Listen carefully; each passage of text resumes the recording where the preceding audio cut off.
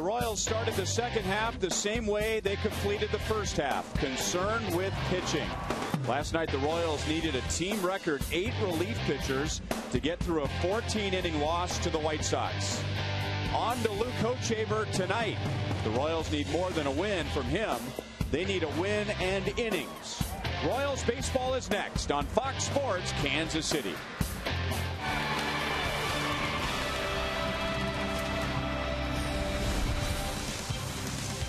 Royals baseball comes to you from Kauffman Stadium, and after a 14-inning marathon last night, the Royals are back at it tonight with Game 2 against the Chicago White Sox.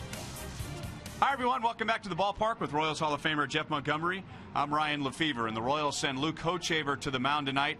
His first start in the second half, hoping for a second half like last year. And Ryan, last year during that second half, I asked him how he was able to get things on track, and the thing he did so well was he kept things simple.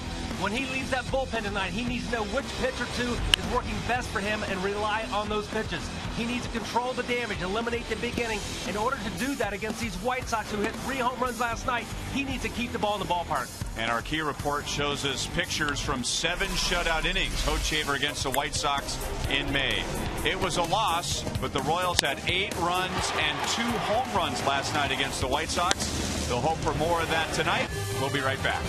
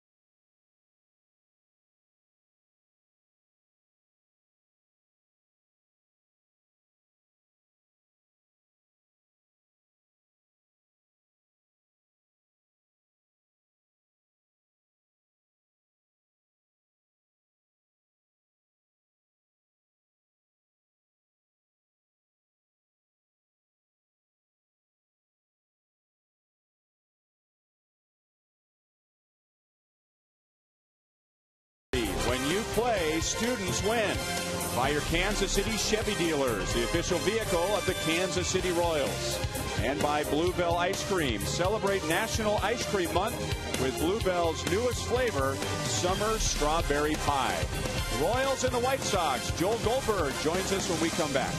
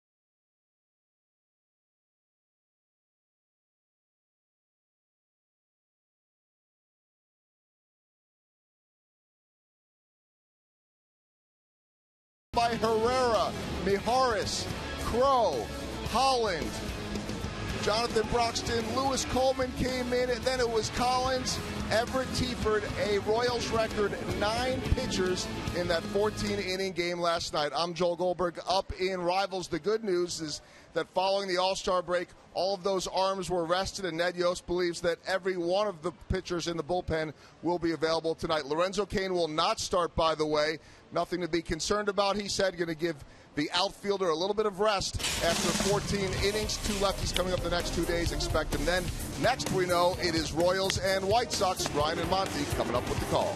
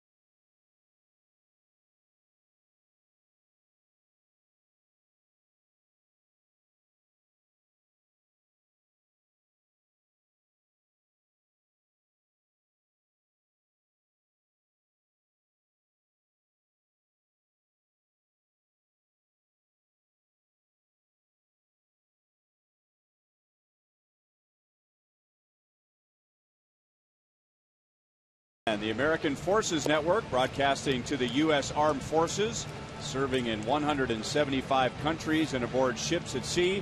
And they're watching tonight around the world in Iraq, Germany, Italy, Southwest Asia, South Korea, and Japan.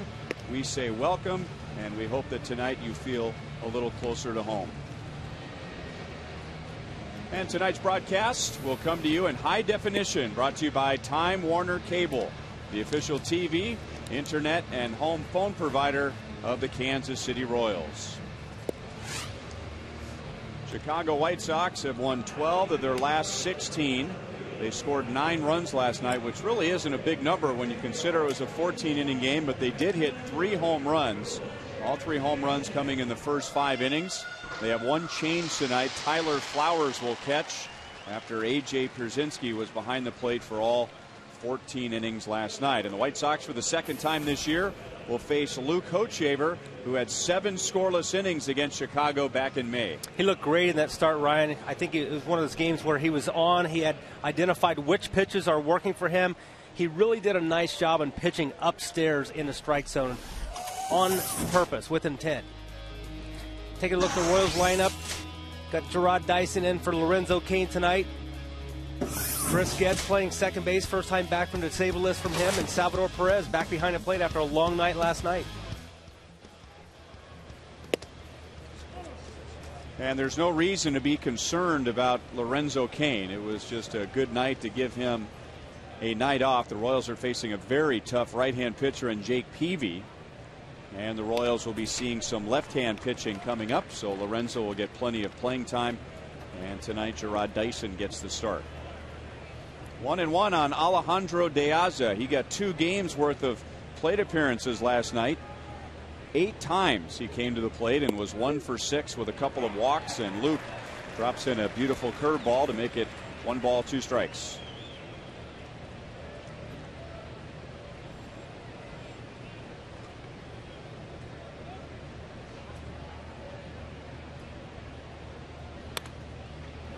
Still 1-2. You know, getting back to that start that Luke had against the White Sox on May 12th, he went into that start with a 9 ERA, 9.00, and was a bit shaky in the first 4 innings, but then he really hit his stride. He retired 11 in a row, and at one point 14 out of 15 White Sox. So I'm sure they spent a lot of time looking at that video the White Sox hitters did before tonight's game.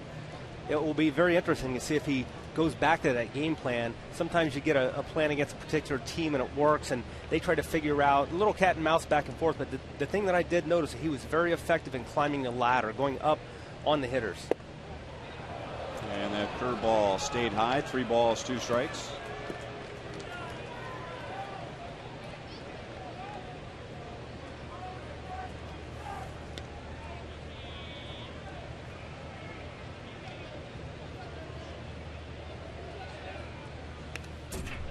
And De Aza just got a piece of that high fastball. It is that time of night where the advantage goes to the pitcher. He's pitching in the shadows, and the backdrop, which is dark green, looks a lot brighter than that right now because it's in the full sunlight. There's also a strip of sunlight right in front of the hitter, so he's got a lot going on there. Pitcher in the shadows, backdrop in the sun, and then that little strip of sunlight right in front of him.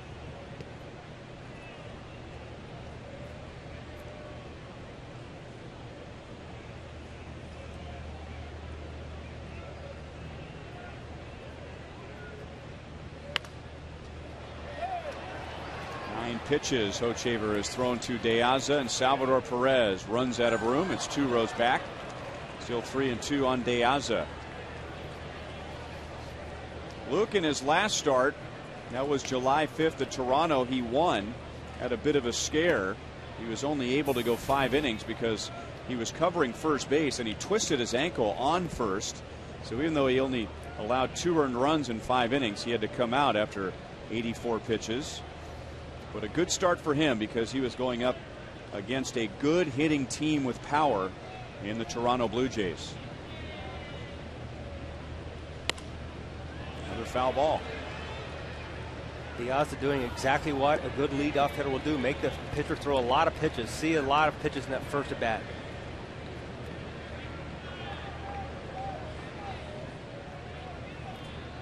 See where Luke in the Fox tracks, he apparently is trying to use that top part of the strike zone.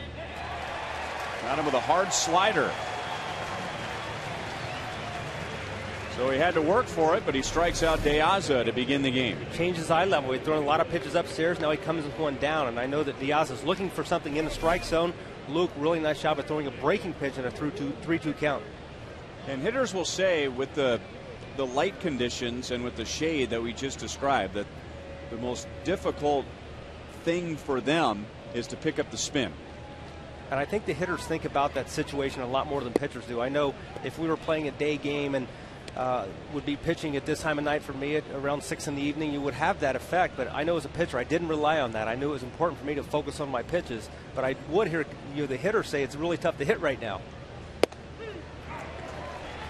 Royals experienced a little bit of that on the last road trip. They were in Detroit. And remember, Drew Smiley had all those strikeouts. He had 5 in the first 2 innings, and Royals are having a tough time picking up the spin on his curve. 2-1 on Kevin Youkilis, who walked 3 times last night and was 1 for 4. Drove in the game-winning run with a sac fly in the 14th inning. So he has an 8-game hitting streak, and he has a 7-game streak with at least 1 RBI. 2-2. Talking about the job that De Aza did in that first at bat, seeing a lot of pitches from Luke Hochevar. Kevin Youkilis saw 14 pitches before getting the sacrifice fly last night for the go-ahead RBI.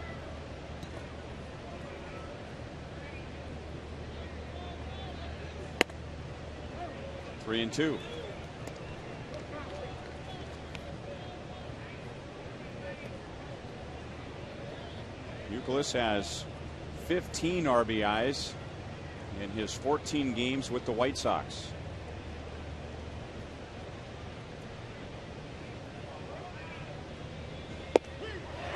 Another strikeout. And again, it's with the slider. This one looking 2 down. Youkilis had to be looking for a fastball here. He's a little fooled by the slider.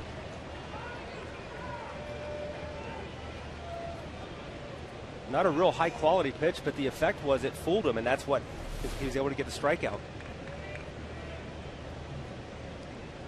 Sometimes pitching backwards, throwing breaking balls and fastball counts and vice versa, you don't have to over execute a pitch in order to make it an effective pitch if the hitter's looking for something different.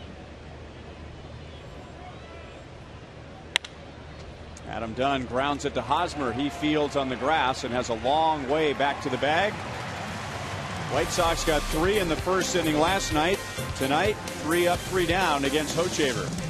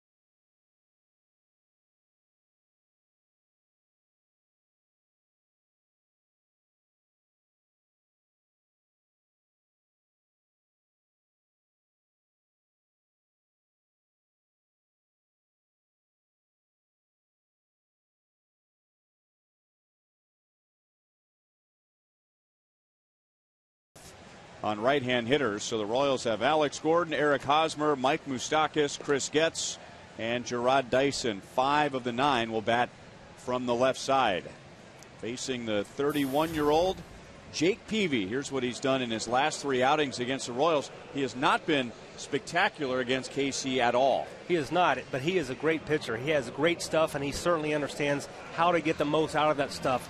He is a real competitor on the mound as well, Ryan. Going to see the same outfield from last night with KCA, who hit the big home run. Youkilis with the big RBI over at third base. Adam Dunn playing first instead of DHing. And we got Tyler Flowers giving A.J. Przinsky a break behind the plate.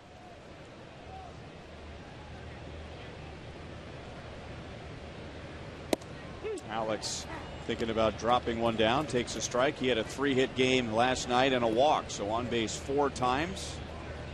So his on-base percentage is at .369. Alex also drove in a couple of runs. Hit well to center. De Aza all the way back and makes a great catch and slams into the padding.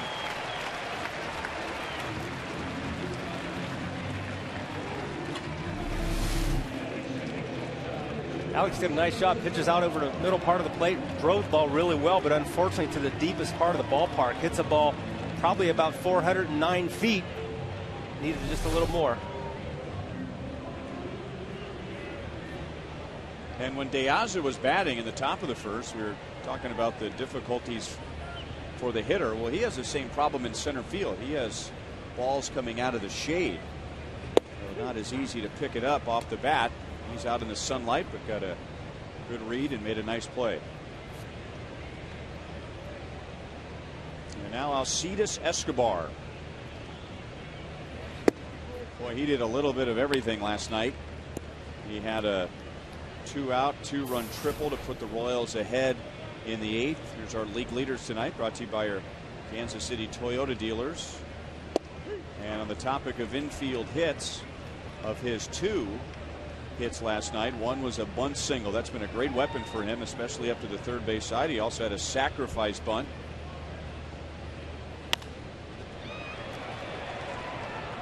One ball, 2 strikes.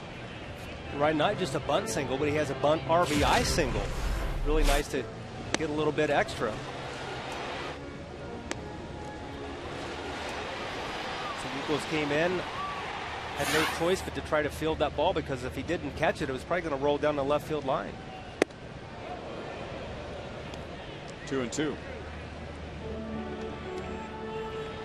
Batting at .308, 21 doubles, which has already tied his career high.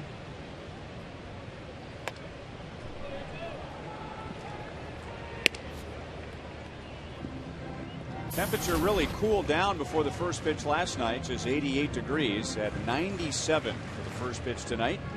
Game started at 6:11 Central Daylight Time, and the time and temp is brought to you by the parking spot at KCI.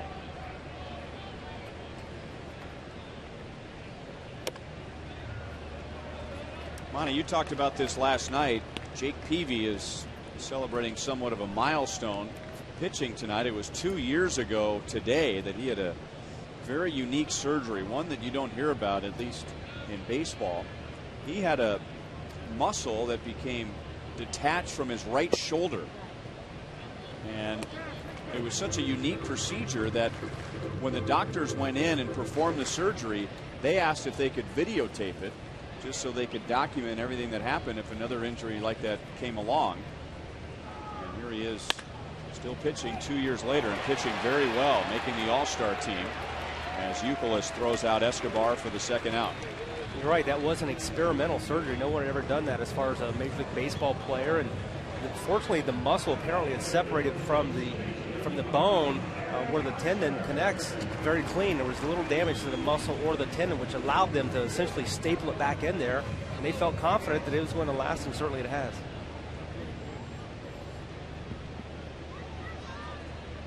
Rough night for Eric Harsman last night, 0 for 6 with a walk. So that dropped him down to 227.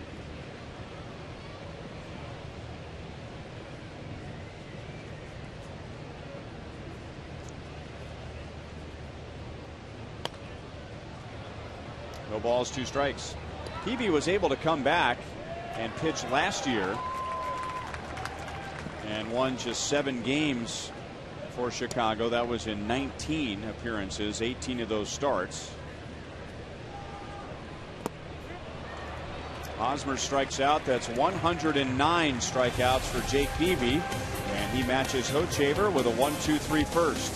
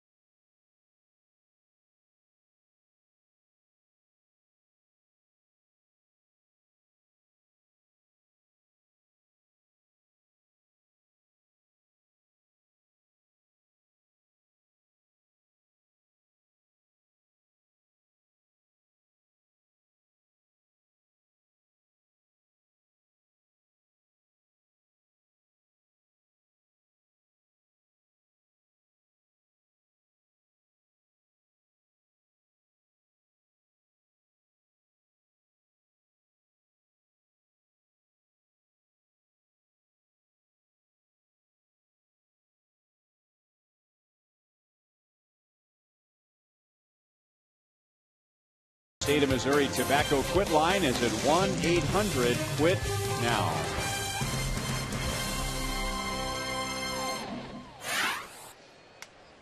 Now that strip of sunlight we were talking about last inning goes right across the mound. Luke Kochaver struck out 2 in a scoreless first inning. He's always pitched well against Paul Konerko, and that continues tonight as Konerko hits one right off the knuckles to Escobar. Paulie's going to walk back to the dugout, and they're going to let him know that the ball's not carried to short tonight. Apparently not.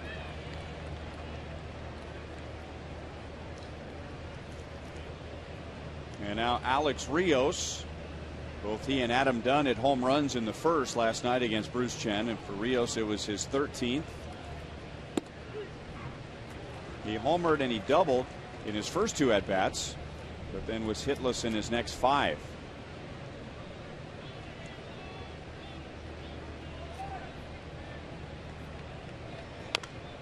And here's another White Sox hitter who's had a hard time in the past against Luke Kochaver. Rios is just 3 out of 20, which is a 150 batting average. Real big key for Luke is going to be keeping the ball in the ballpark tonight. Rios with a home run last night. When the White Sox hit 2 home runs or more in a game, the record's 23-5. So they certainly are going to win a lot of games that are sluggers. So you got to keep the ball in the ballpark.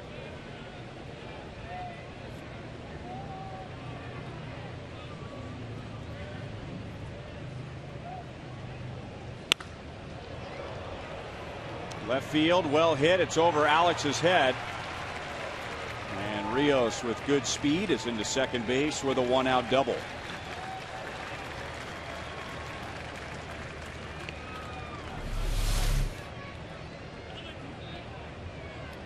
Pitch leaked back from, got up in the middle part of the strike zone, leaks back to the middle.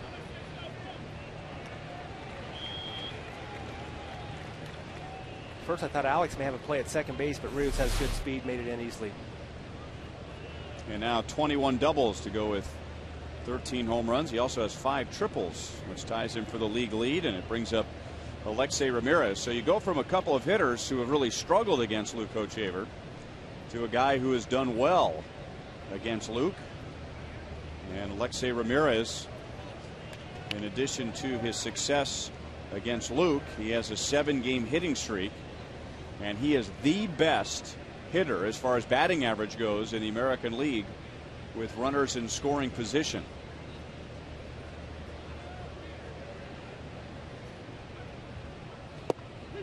Takes a look at a strike, and it's 0-1. Showed you last night that the White Sox as a team have the best batting average with runners in scoring position, and Alexei Ramirez is at .392 with runners at second and or third.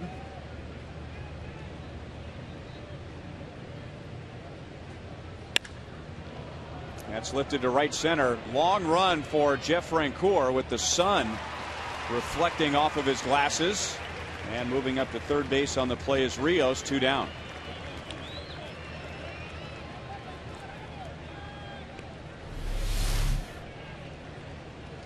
Ramirez able to give this pitch a pretty good ride, and the way that sun was playing in right field, it wasn't a real easy play for Jeff Francoeur.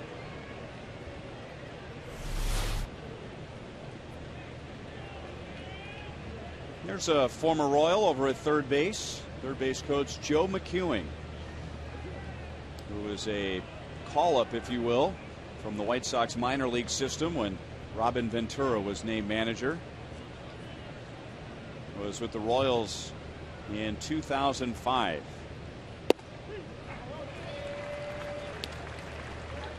Speaking of Robin Ventura, today is his 45th birthday.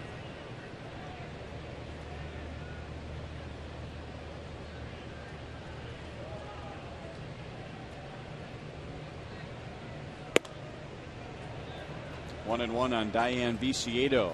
A couple of young guys in the game now managing. Robin Ventura for the White Sox, Mike Matheny for the St. Louis Cardinals. Neither had managed at any level. Completely different situations, though. You got one guy taking over a world championship team, and the White Sox trying to pick themselves up out of the dirt and get back into contention, which they've done. I was very surprised when I learned last year that Robin Ventura was going to manage the White Sox. Not that I didn't think he would be a good manager, just really kind of came out of nowhere. Ochever works around the double. He has turned in 2 scoreless innings, and we have no score at Kauffman Stadium.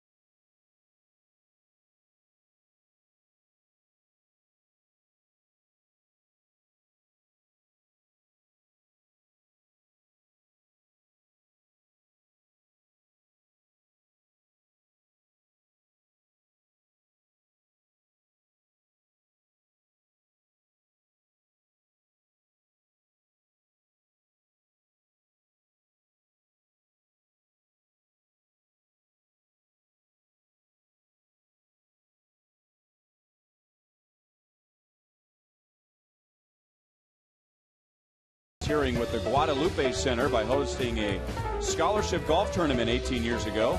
Valerie currently serves as the chairperson of the board of directors of the Hispanic Chamber of Commerce of Greater Kansas City, and she's sitting in the Buck O'Neil legacy seat at tonight's game for Viva Los Royals.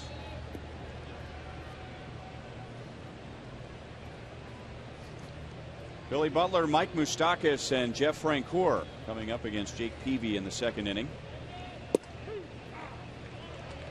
Billy hits .389 against Jake Peavy, and that includes 3 home runs, including a memorable home run that he hit here at Kauffman Stadium in 2010. And another base hit for Billy against Peavy, and the Royals have their first base runner. Memorable not so much because of Billy's home run, but Peavy's reaction. Well, Ryan, I mentioned that he's a competitor. He expects perfection. When he does not get it, he certainly lets everybody know. He's kind of a showman on the mound, really vocal on the mound, and you can just tell that he's expecting to get guys out every time he pitches against them.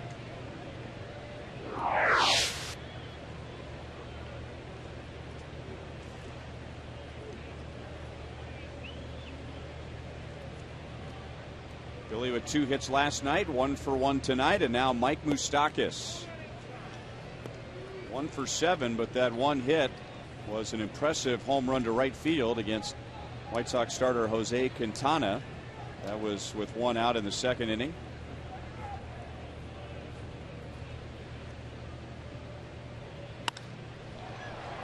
In the air to left field. Viciedo has to go all the way back to the track. Billy Butler is tagging, and he moves up to second base.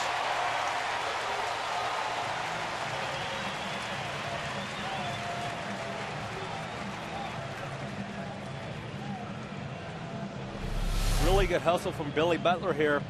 Mike Moustakas gives this ball a pretty good ride. Billy Butler's able to make this a productive out. Not the conventional way for Billy Butler, but a very nice read.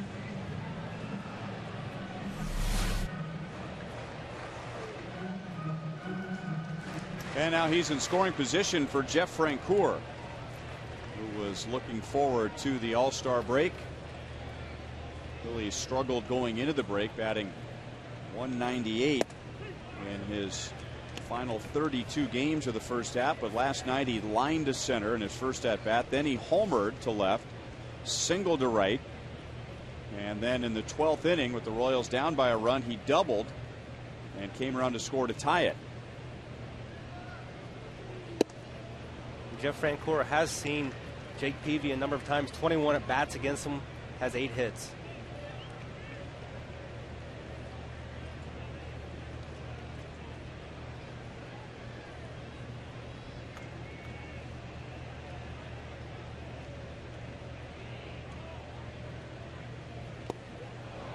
And his trademark pitch is a hard slider, and it's tough to see the spin with the sunlight out in center field. So Peavy takes advantage of that, and that's his second strikeout. Just a reminder, as you enjoy a cold one on a hot night, to look forward to Miller Time later in tonight's game, brought to you by Miller Lite. Chris Getz back from the disabled list, and his first game back is against his former team.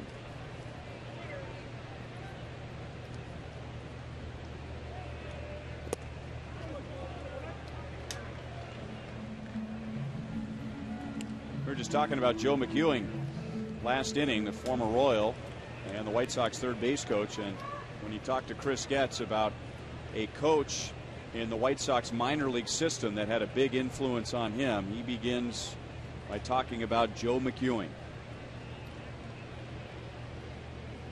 And we could tell right away when Joe McEwing was here that whenever his playing career was going to come to an end, this is exactly what he'd be doing. He'd Absolutely. be a coach. Yep. Similar to a Jason Kendall.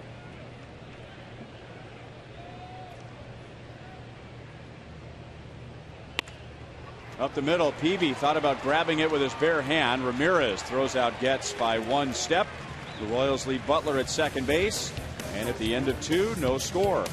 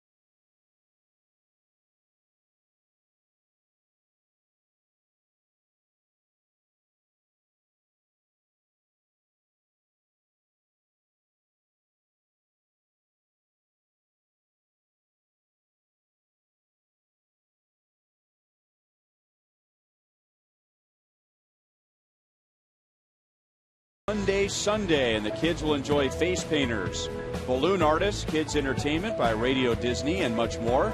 Sundays at the ballpark is your family destination. Go to Royals.com/Sunday for more information and for tickets. And we can tell you that Luis Mendoza will start for the Royals tomorrow against Chris Sale. In his first year as a major league starter is 10-2. Tyler Flowers is the White Sox catcher tonight. A.J. Pierzynski was behind the plate for all 14 innings in last night's game. Tyler Flowers has a couple of important milestones against the Royals. In 2009, he got his first big league hit against KC, against Victor Marte. And then last year, he got his first major league home run against the Royals, and that was against Luke Hochevar. This time, Luke breaks his bat, and Moustakas throws him out.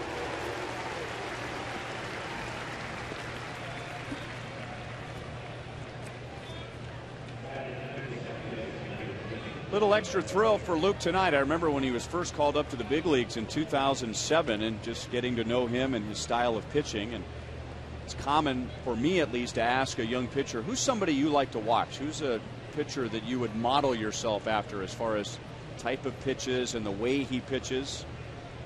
And Luke said Jake Peavy.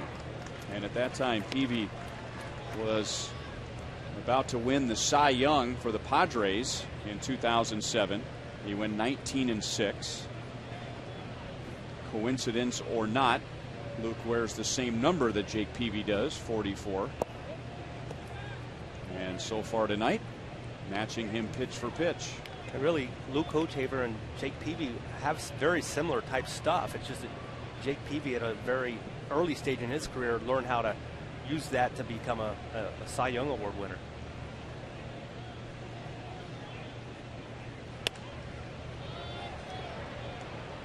That'll be foul off to the right field side. 1-2 on Gordon Beckham. Well, this is an important start for Luke Hochevar, as this turnaround for all the starters will be over the last 11 games. The starters have compiled an ERA of 8.16. The opponent batting average against 348, so they need to get things back in order in a hurry.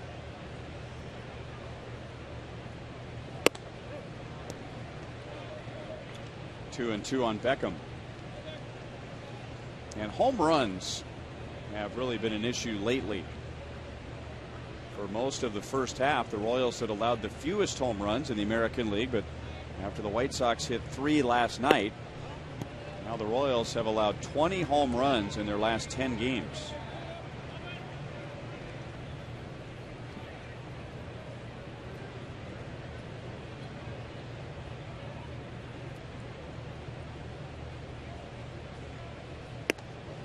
Beckham walks with 1 out, and that's Luke's first.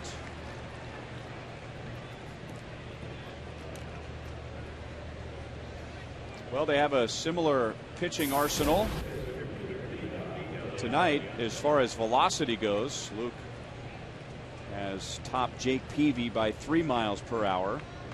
You can get downloads up to 50 megabits per second with Time Warner Cable Ultimate Internet. So second time through, Alejandro De Aza. And Luke struck him out to begin the game, but it took 11 pitches.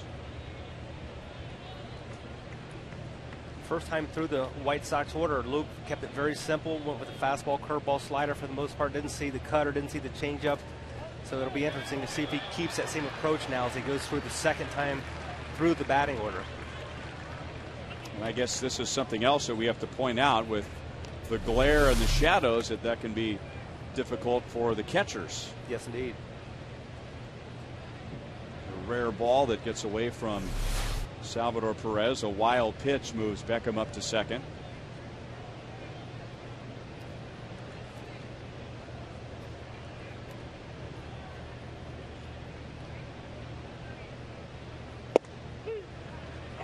Over the inside, like a changeup, 1-1.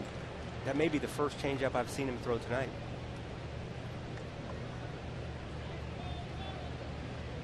So actually, at the moment, that area in center field, there is more bright sunlight in center. And looking at the shadows on your screen there, that the line of shadows in between Alcides Escobar and Gerard Dyson, those shadows will continue to move towards center field and right field, and eventually everything will be in the shadows.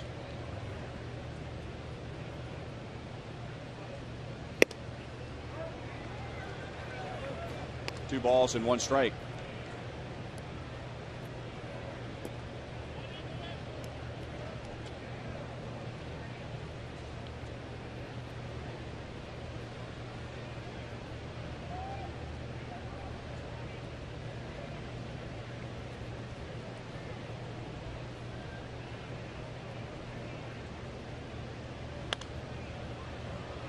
2-2.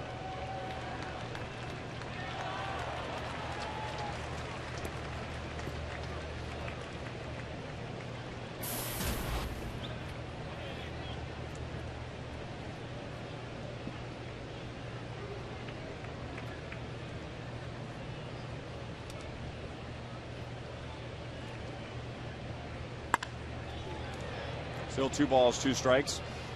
With Luke walking Gordon Beckham and bringing up walks. Walks have not been an issue for Hochevar. He's kept his walks down for the most part, but walks have been an issue for the Royals, and they walked 10 in the 14-inning game last night. So the Royals now in a position where they don't want to be and where they finished last year, and that is with the most walks in the American League.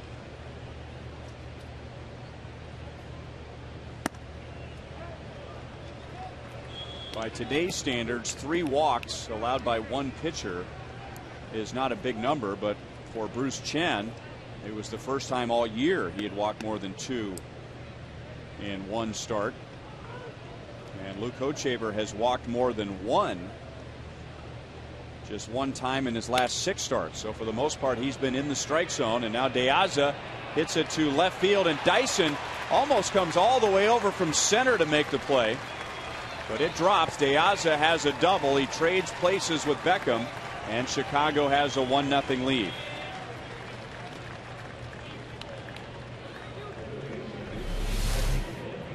Gerard Dyson playing De Aza to go the other way, and he does. He gets a great jump on the ball, covers a lot of ground. Just not quite able to get to it. The ball went deeper, I think, than what Alex may have initially thought.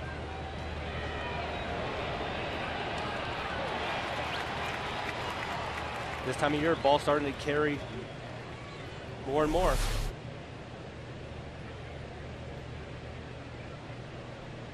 $17 doubles, 33 RBIs for De Aza.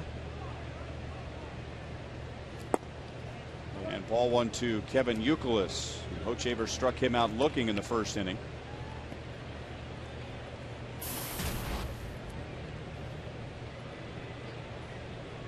An 8-game hitting streak for Kevin Youkilis, and an 8-game RBI streak. It was at 7 games when he had the sac fly in the 14th inning last night to put the White Sox ahead, and they won 9-8.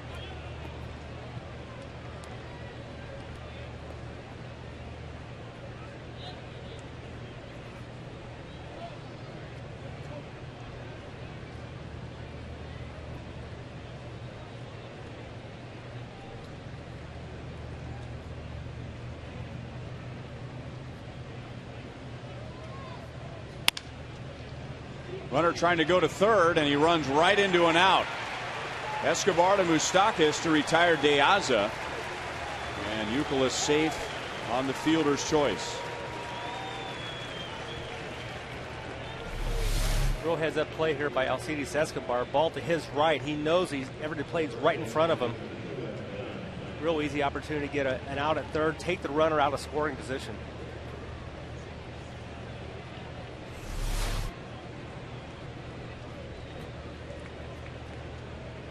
And there really is no way to explain that away for De Aza. That was just a bad read, unless he was convinced that ball was going to get in between Moustakas and Escobar. But the rule being, as a runner at second base, if the ball is hit right at you or to your left, you can advance, and that was far to his right.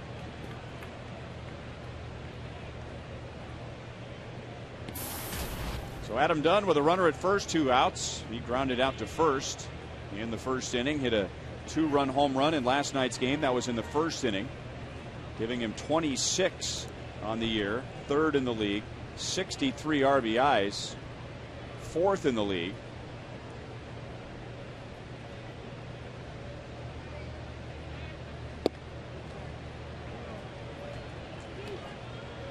And how good has he been this year compared to last year? Well, that's 15 more home runs than last year and 21 more RBIs.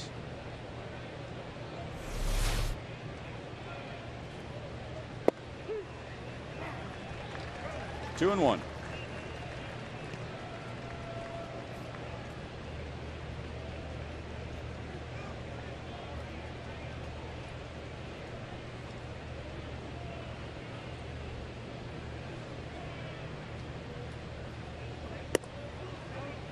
3 balls, 1 strike.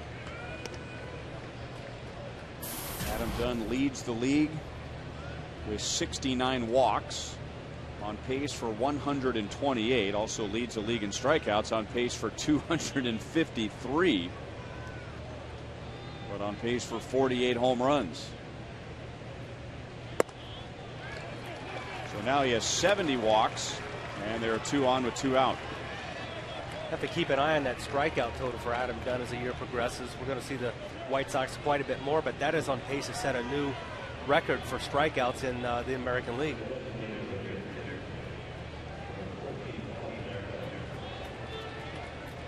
And now Konerko, who is jammed badly by a pitch by Hochevar in the 2nd inning and popped out to short.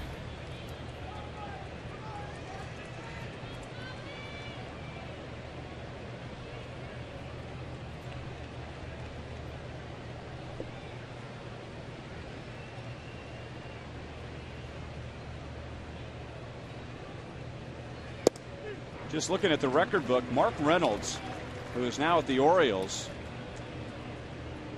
he struck out 223 times in 2009. So Adam Dunn is on pace to just shatter that record by about 30 strikeouts.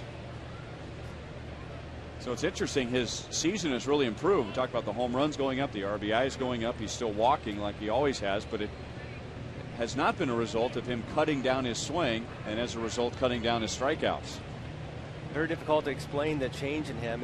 Obviously, we talked last night about he lost some weight. He's a more fit guy, and I just think that gives him the ability to get the bat head out and make more consistent contact. But he's the guy that's always going to strike out based on the type swing he takes.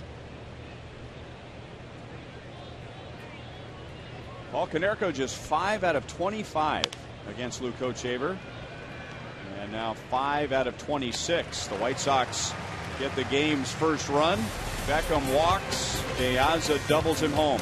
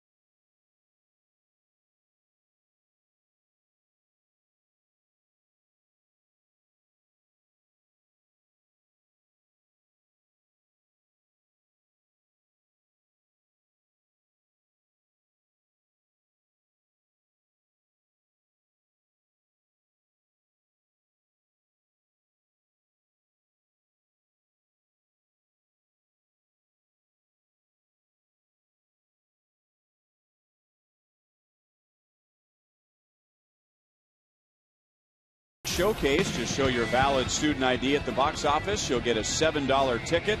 And make sure to get here early for live local music and drink specials in the Outfield Experience. Coming up this Thursday, Hearts of Darkness will be playing. Go to Royals.com/student night for tickets.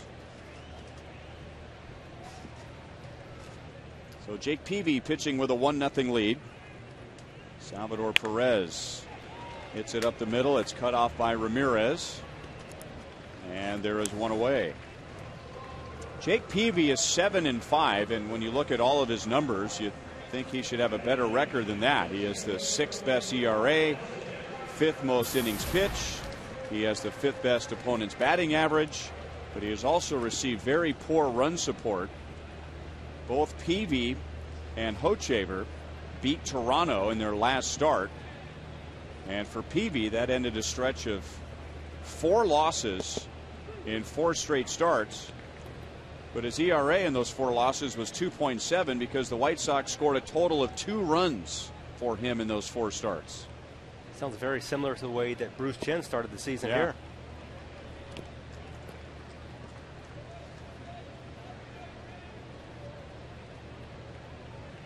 Gerard Dyson appeared late in the game last night as a pinch runner and then batted twice, walked both times, and had a stolen base, and there's a solid base hit to right field with 1 out. And he does it on an 0-2 pitch.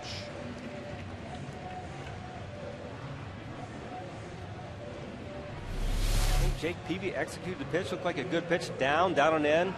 Sometimes the left-handed batters, that's a little bit of a hot zone for him. And Gerard Dyson, it wasn't that case.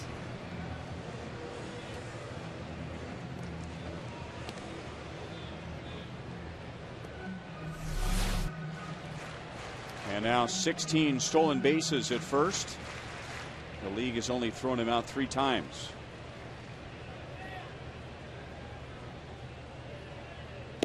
Alex led off the bottom of the first and hit one deep to center field. Alejandro De Aza made a great grab, diving into the padded wall.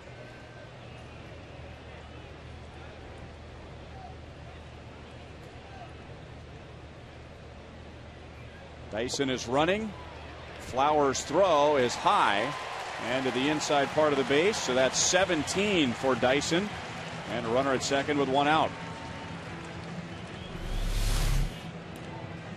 Gerard Dyson gets a nice jump. I think he's going to learn to put his brakes on a little sooner, though. He seems like he goes past the bag most of the time.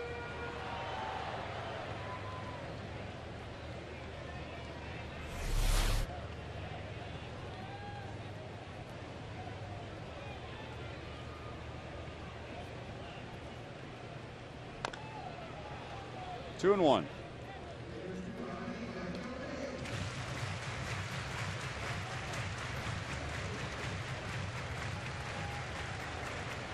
Jake Peavy is 31 years old. One of those great draft stories. He was not a first-round pick. He wasn't a second-round pick. He was a 15th round pick by the Padres in 1999 out of Mobile, Alabama. Got to the big leagues in 2002. And then in 2004, at the age of 23, he had the lowest ERA in the major leagues, 2.27. And as we discussed earlier, he was the National League Cy Young winner with a record of 19-6 in 07.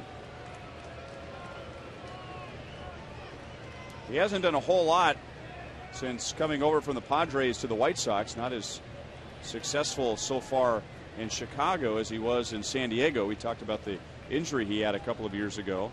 He has gone 7-6 and 7-7 the last 2 years. He is 7-5 right now, so one more win and he'll surpass his win totals from 2010 and 2011 for the Sox.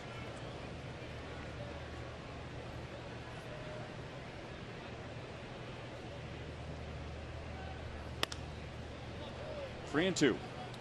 Interesting note, Ryan, last night's winning pitcher, Dylan Axelrod, has an uncle named Barry Axelrod. Coincidentally, is Jake Peavy's agent. Really? Keeping it all in the family there. Yeah. And I believe was Axelrod originally a property of the Padres too? Yes, he was. Right? Talking about him last night. Alex gets it through the right side. Rios was very deep in right field, so he has no chance to get Dyson. And the Royals come right back in the bottom of the third and tie the game at 1.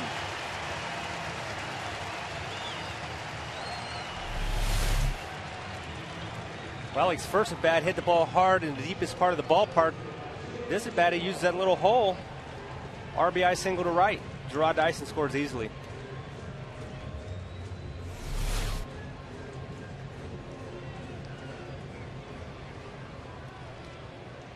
3 RBIs in the series for Alex. Here's Alcides Escobar, and we bring in Joel. He had a few RBIs last night, and really just a classic number 2 hitters type of night. Talking to Kevin Seitzer, and he said that he did everything, all the intangibles last night, drawing the walk, the bunt hit, which really impressed Seitzer because that was Escobar's call on his own, the sacrifice bunt. And he said he's young, so he's going to keep on learning. Ned Yost saying that this is what we saw from him at the bottom of the order. And he said, I can envision him being a 2-hole hitter on a championship team. And he said, we want to develop him in that role. Remember, guys, that it was a little earlier in the year that Ned was saying he just, for whatever reason, doesn't have the same numbers up top in the lineup as he did the bottom of the lineup. And I asked Ned about that today, and he said that was true, but we really never let him settle in there for too long. They want to give him a long look there, and they feel like he really can be that 2-hole hitter for this team. Well, he's off and running since the Royals have put him back there. And now he jolts it to left field. Back goes Viciedo. Gone to put the Royals in front.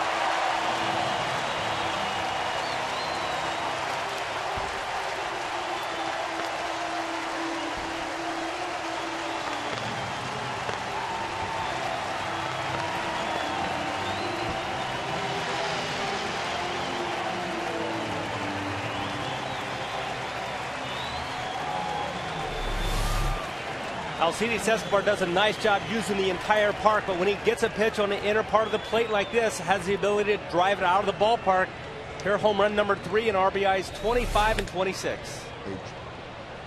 Hosmer hits a slow roller to Dunn, and that is out number 2. Eric is 0 for 2. See, that pitch ends up in the really off the plate a little wind, but sometimes that speeds the hitter's bat up, and that sure did on that pitch inside. Well, you hear so much about keeping your hands inside the ball, and especially a hitting coach like Kevin Seitzer talks so much about that. And the intent most of the time is to be able to hit the ball up the middle or the other way. The inside out swing, taking a pitch inside and going out, going the other way. But when you get that down, the hands inside the ball, it allows hitters to do what Escobar did and turn on a pitch that's inside and maybe even off the plate. Hey, Ryan, it's interesting. The last thing I asked Kevin Seitzer today was, I said, with Escobar batting second and in front of a 3-hitter, is there a chance that he's going to see some more fastballs, see some pitches to hit, and do you see him developing some more power? And he said, in time, for now, maybe a 5 to 10 home run guy, but someone that has the capability down the road of even more homers. Yeah, I could see that. Saw that from a young Johnny Damon, a guy that just didn't hit for hardly any power at all, but then as he matured as a hitter, he got better with driving the ball, and then eventually became a guy that could hit the ball in the ballpark. Peavy strikes out Billy Butler. The Royals get 3. Escobar had a big hit with 2 outs in the 8th inning last night. Tonight, a 2-run home run puts the Royals in front at the end of 3.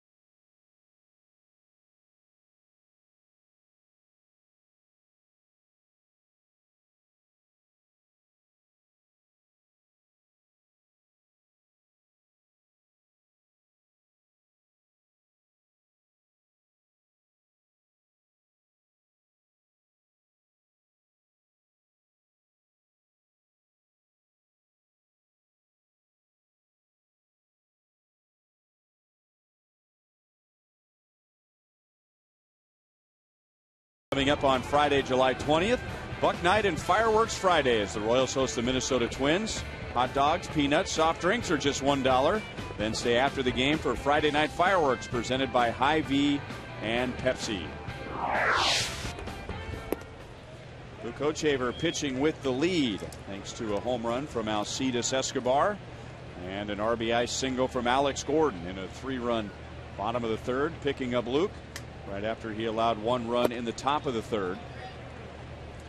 Alex Rios followed by Alexei Ramirez and Diane Viciedo coming up in the 4th. Rios doubled to left in the 2nd inning, advanced to 3rd but did not score, and now Hochevar falls behind 3 balls and no strikes.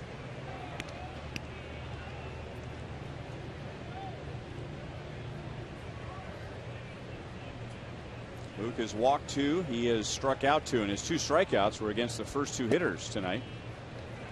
And that is a 4-pitch walk to begin the 4th.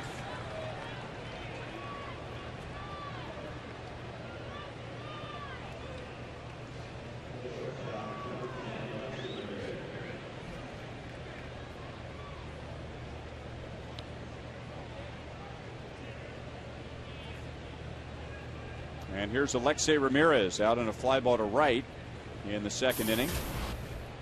8 out of 20 against Hochevar in the past, and he has walked 5 times.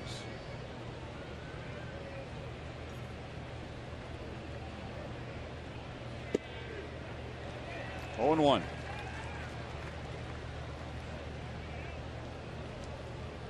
Alexei Ramirez appeared to be taking all the way after Luke starts the inning off with 4 consecutive balls out of the zone.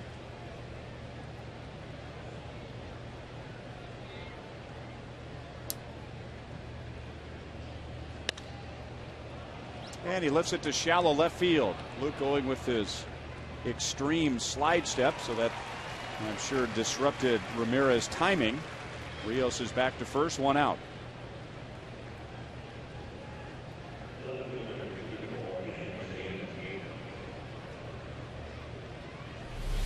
Take a look at his slide step. Make sure that he gets set, doesn't pick up that left leg the way that he normally would on the delivery.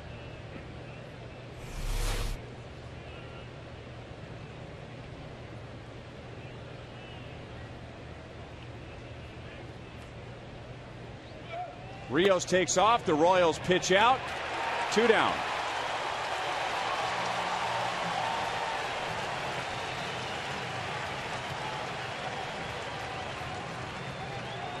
Brian, this is textbook.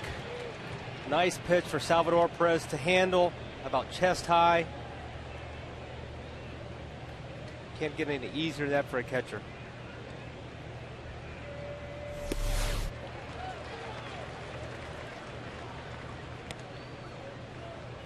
And that slide step that he had used the pitch prior to did not allow Rios to have the opportunity to really time him as well. So that Luke has a little benefit from using that slide step. Yeah, his slide step affects 2 people on the field. I mean, typically a pitcher goes with the slide step so that the runner can't get a jump. But when he goes to that extreme slide step, that's got to throw off the hitter. Absolutely.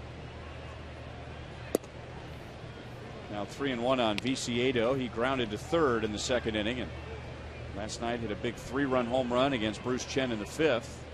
And it put Chicago in front.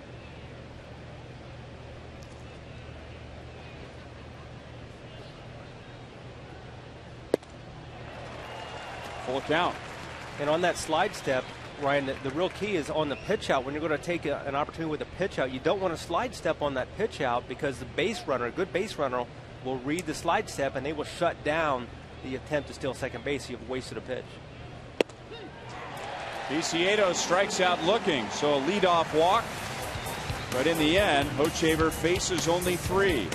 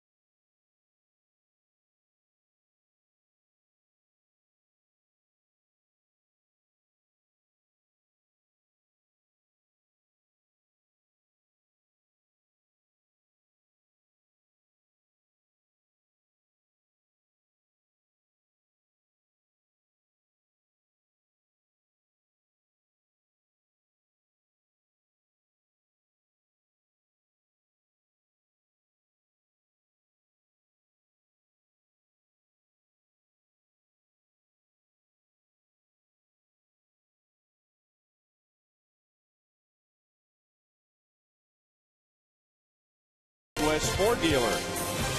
And by AT, the world's largest 4G network. AT, rethink possible. Statue of Mr. and Mrs. Kaufman and the outfield experience in left field. Royals have a 3-1 lead as they bat in the bottom of the fourth against Jake Peavy. Down 1-0 in the bottom of the third. Alex Gordon drove in a run with a base hit, and then Alcides Escobar hit a 2-run home run.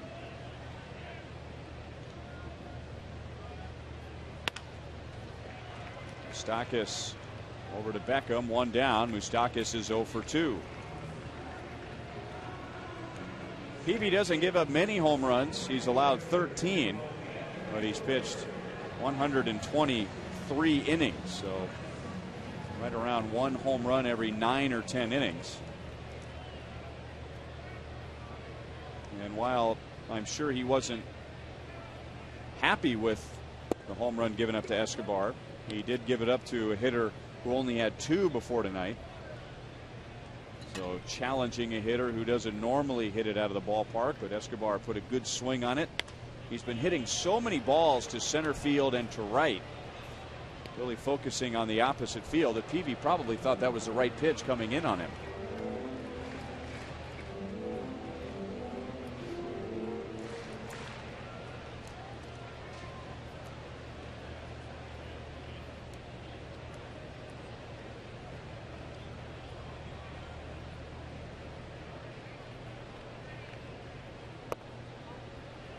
Two and one.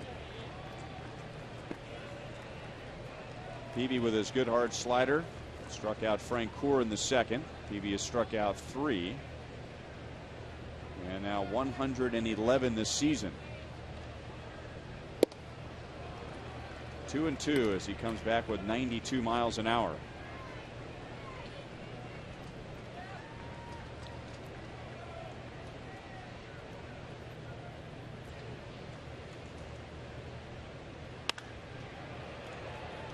Still 2-2.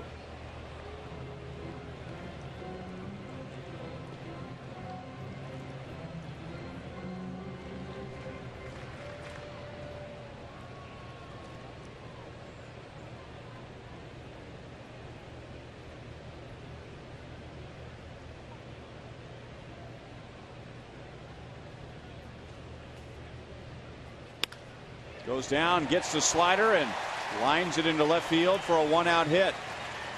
So Jeff Francoeur, in the 2 games since the All-Star break, has 4 hits. Good sign for Jeff Francoeur. Stays in much better. Hit a ball the other way for a base hit last night. Gets an opportunity here to pull a ball in the hole. I'm sure he's looking to improve upon his numbers during the second half of the season.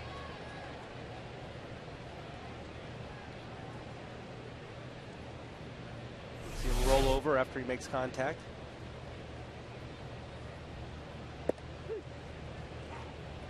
Strike on Chris Getz, back from the disabled list.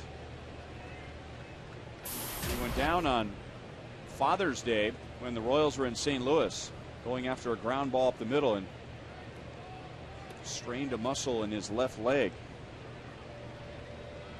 Second time he's been on the disabled list. He also was down with a bruised rib cage.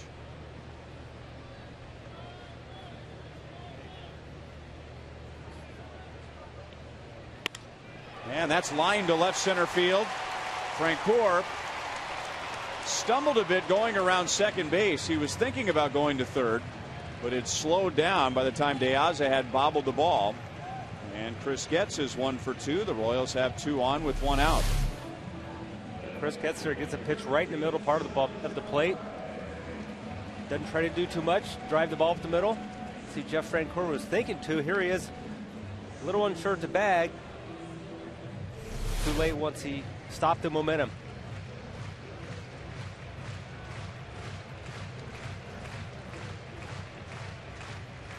And now Salvador Perez grounded out to short in the 3rd inning. Starting in back-to-back games after the long one last night, but he only caught, I say only, but was behind the plate for 10 of the 14 innings. Nedios puts him back in there tonight. Brian Pena caught the last 4 innings after Perez was removed in the bottom of the 10th for a pinch runner.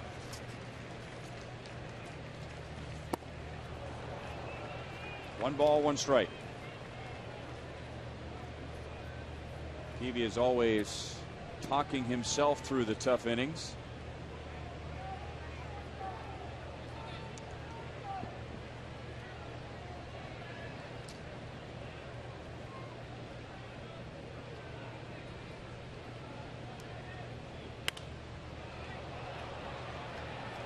Adam Dunn in foul ground retires Perez, and now 2 away.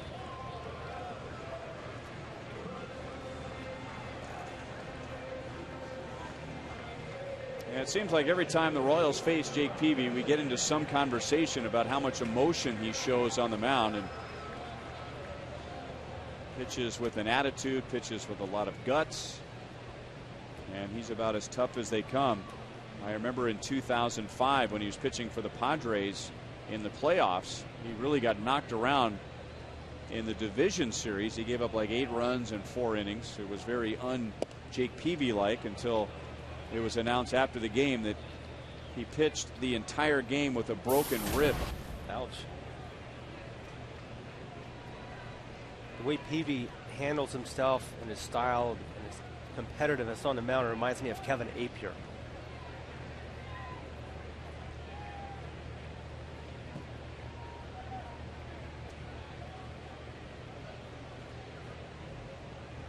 When Apier, and I'm sure you heard it in the bullpen, we heard it up here in the booth, but when he was unhappy with a call or unhappy with a pitch or a location, he would scream something to himself, and you could hear it everywhere.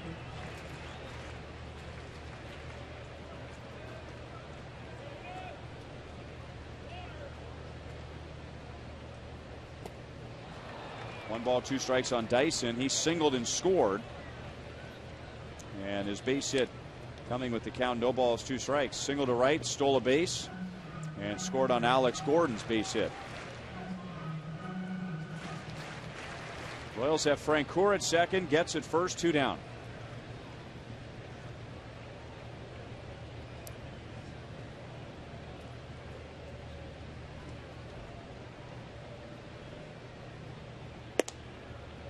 Two balls, 2 strikes.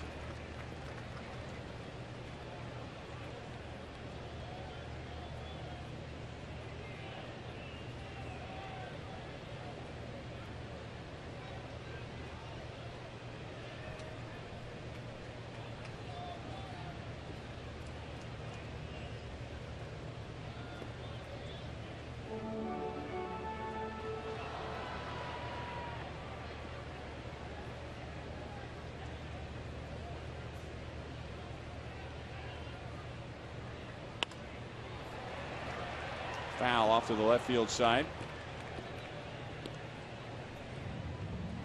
Peavy normally a fairly quick worker. Gerard Dyson trying to slow that tempo, slow that rhythm down. He stepped out on him, and it seems like he's trying to slow the game down to his speed.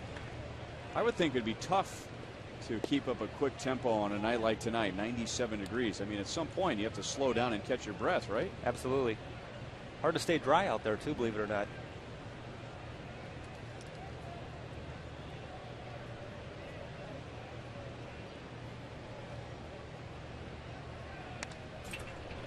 Still 2 balls, 2 strikes.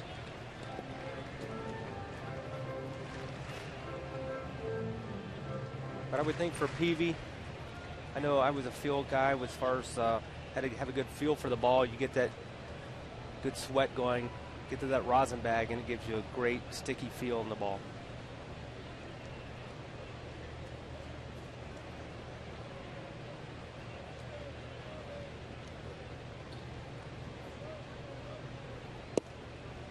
And now 3 balls, 2 strikes to Dyson. So with the next pitch, Francoeur at second, gets it first. We'll get an early break.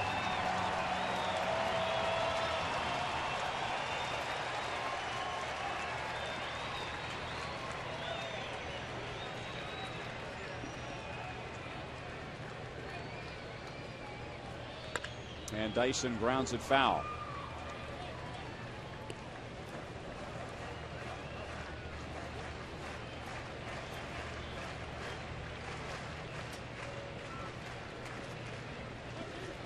Dyson into there tonight. One game after Lorenzo Cain was removed from the disabled list.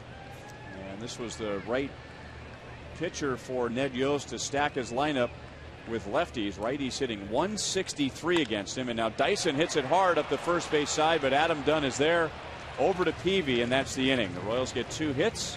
They strand 2, and at the end of 4, Royals lead the White Sox 3-1.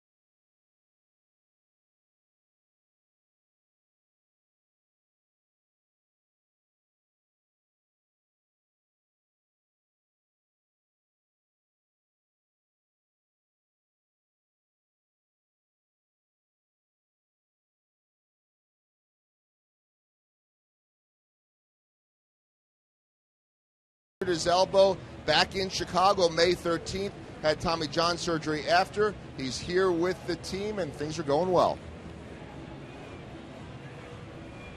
Well along my way, right where I'm supposed to be, and that's all you can really ask for with this surgery. You know, I think my biggest battle is taking it, one day at a time, and I've done a really good job of that. Not doing too much when I feel good, and just listening to what Blum, KT, and Nick have to say.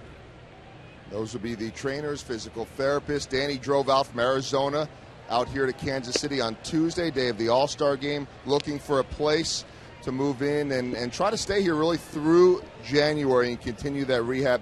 Very upbeat, range of motion increasing, but he said he is not going to rush this. Looking forward to having a brand new elbow when he comes back sometime next year, guys.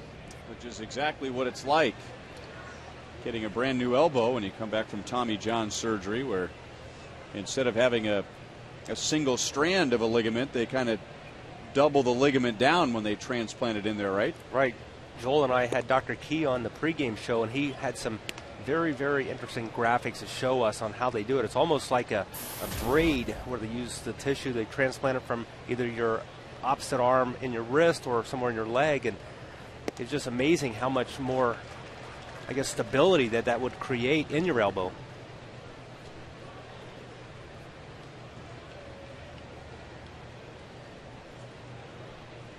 Tyler Flowers grounded out to third in the third inning. Pulls it on the ground to Moustakas. One down in the fifth. So twice now Flowers has grounded out to the left side.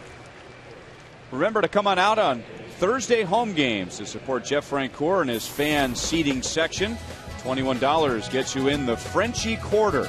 You'll get a limited edition t-shirt and Mardi Gras beads. And the next Frenchie Quarter is on July 19th. So get your tickets now at Royals.com/Frenchie.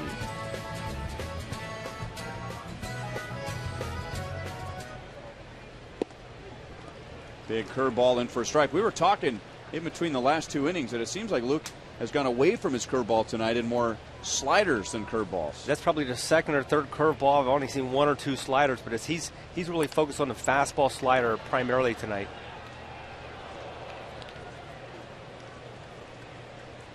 And when he decided to focus on the his three core pitches, the four-seam fastball, the straight fastball with more velocity, the curveball, and the change. And when he pitched well, and he did several times since making the conversion, the pitch that opponents talked about the most was his curveball. He has a really good curveball, and it's a pitch that I think if he has to go to one pitch, especially against a left-handed batter, that's a pitch that's probably going to be the most effective. But it appears tonight that he has a lot more confidence in that slider. Off the end of the bat, three Royals chasing, and it will drop in between Escobar and Moustakas. Still 1 ball, 2 strikes on Gordon Beckham. We'll take a look here at the breakdown on Luke Hochevar's pitches on the fastballs versus the off-speed stuff.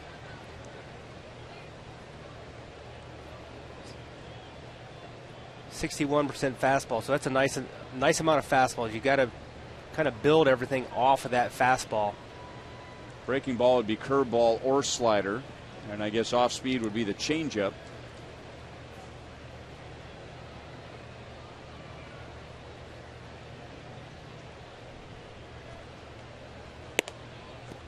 Changeup or a split fingered fastball, depending on what each particular pitcher throws. So they just kind of bunch in the curveballs and the sliders and the changeup and the splits. Beckham lines it to right center, right where Dyson is hanging out. He almost ran too far, but he makes the play. 2 down in the 5th.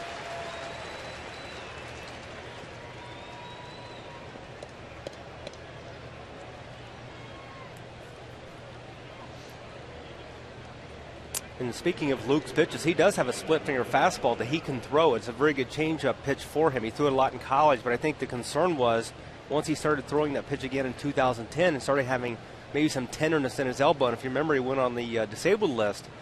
And there's not, I don't think it's for sure, but it was maybe coincidental that he had the elbow issues after he started throwing that split finger fastball. He was having great success with it, but if your arm's not going to be able to withstand what that pitch creates on the elbow, you can't throw it.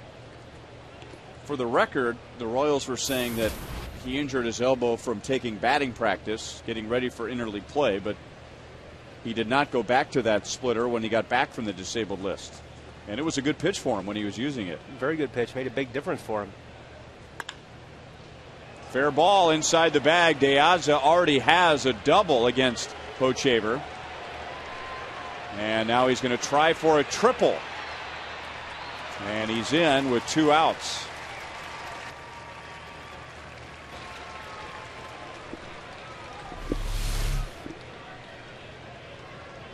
Couldn't tell if that was a changeup or maybe a cutter. He tried to get inside, but Diaz is able to keep it fair down the right field line.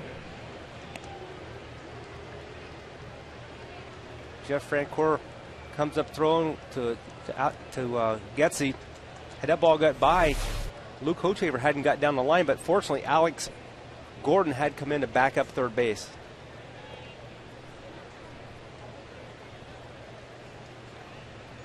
So runner at third with 2 down. Kevin Youkilis is 0 for 2.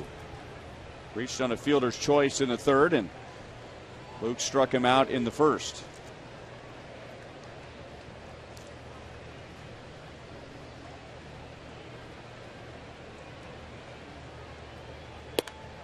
Outside, ball 1. Let's bring in Joel. So you guys are talking about all Luke's pitches and focusing on the core pitches, but he was telling me that he still very much wants to use those other pitches when he needs to. And he says he has so much confidence in Salvador Perez because he throws that 4-seam, 2-seam, and cutter. And most catchers would have different signals for each of those pitchers. He says Salvador can throw a 1 down there, not know if a 4-seam, 2-seam, or cutter is even coming, and he'll get it every single time. He said that is very unique for a catcher. Well, the results are good tonight. He's allowed just 1 run, 3 hits. But this doesn't seem to be a focus on the 3 core pitches outing for Luke Hochevar. Well, I think the important thing for him, he has the ability to throw a half dozen different pitches, but recognize which pitches are going to be working on any given day. And I think if he goes back to that May 12th game against the White Sox, it was a game where he used his fastball very effectively. He used the curveball. He would identify the pitches that work for him and stick with those pitches. Good pitch in on Youkilis. 2 balls, 2 strikes.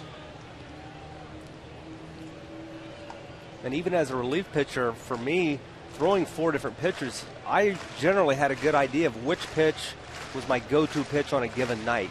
You hope that you could go to all of them, and sometimes you had to force yourself to go to all of them. And that's what he was alluding to with Salvador Perez, where he would put down that pitch and he can throw any of those fastballs. Throw the 2-seamer, throw the 4-seamer, throw the cutter, knowing that Salvador Perez is going to do the job in receiving it.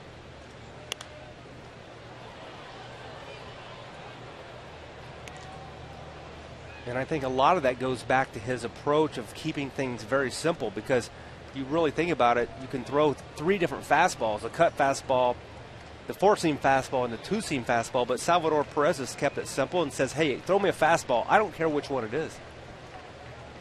Just whatever feels right to you. Absolutely.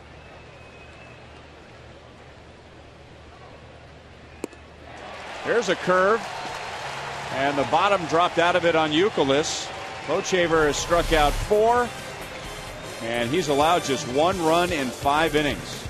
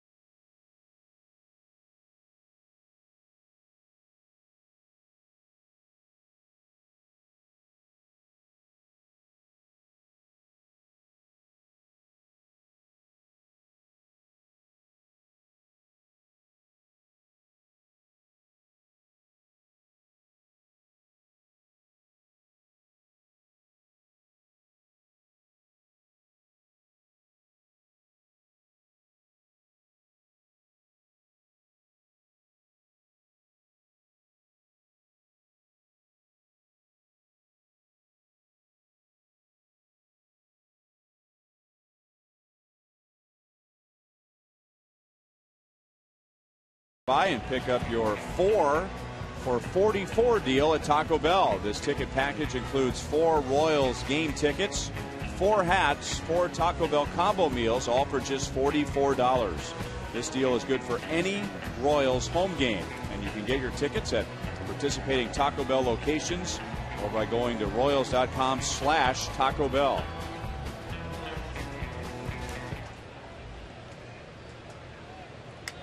Top of the order, so 3rd time through against Jake Peavy. Alex Gordon's had 2 good swings against Peavy. Lined to deep center field in the 1st and lost an extra base hit on the great play by De Aza up against the wall. And then Alex drove in a run and scored a run in the Royals' 3-run 3rd. Beckham throws him out, 1 down in the 5th. Time now for AT Trivia. Who are the only 2 left-handed hitters with more home runs at 3rd base than Mike Moustakas in a year for the Royals? 2 left-hand hitters, left-hand hitting 3rd baseman with more home runs than Mike Moustakas, who has 16 in a single season. Got a bet. George Brett might be one of those guys. There you go. I don't think Joe Randa went over 16 home runs, did he? Right-handed batter. Oh, that's right. I'm just immediately thinking about 3rd baseman.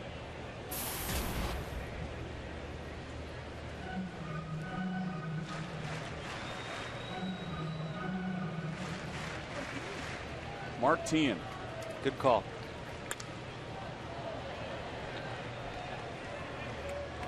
Who is a third baseman and a left-hand batter. I think when I saw 16 and third baseman, I immediately defaulted to Joe Randa. You're thinking Joker, right? Who was number 16.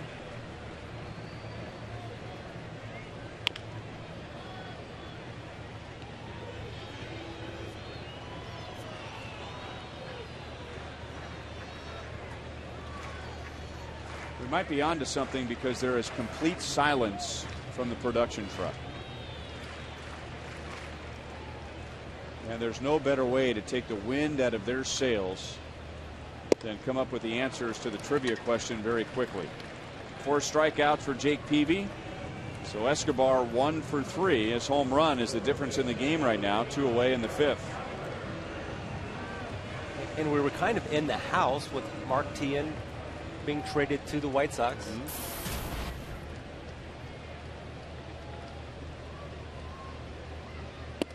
I really thought that was going to be a good deal. I thought Mark Tien would go to Chicago. He'd go back to his natural position. He would be in a lineup where there are a lot of proven hitters, and he could hit down in the order. He could hit 6th or 7th or maybe even 8th, and maybe that takes some of the pressure off of him to, avoid trying to muscle up and put up big home run numbers. But it just did not work out for Mark Tien in Chicago or in Toronto after that. Youkilis into foul ground. That's a quick inning for Peavy. 9 pitches to get through Gordon, Escobar, and Hosmer.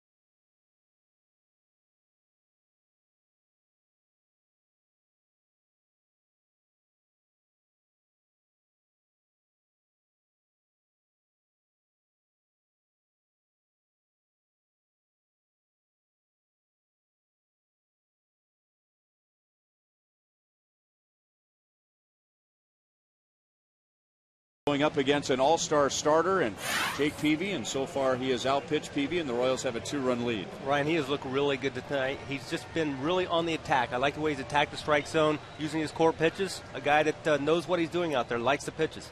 All right. And I like your tie. To me on purpose, aren't they? Nice tie. Yeah, that's my imposter tie. But a beautiful tie at that. Absolutely.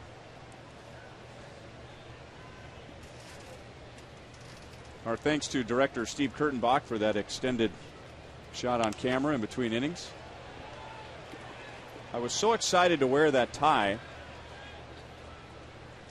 but as I was leaving, I went into a dark closet and pulled out the wrong sport coat, wrong color.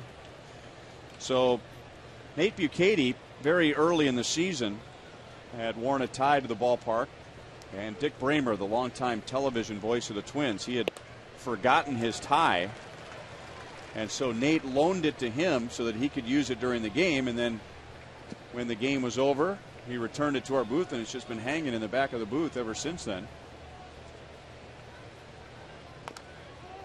And that tie came to the rescue for me tonight. Well, Nate Bukaty keeps a whole stockhouse of attire in his car. I know when Joel and I have problems with our shirts, like we see the Chicago broadcast crew in their polo shirts. Nate's always got one in the right color if we forget it. So thank you, Nate. But I wanted to find a way to wear my beautiful red Hawaiian tie tonight. And I think I was about to get away with it, but I could only hold a straight face for so long.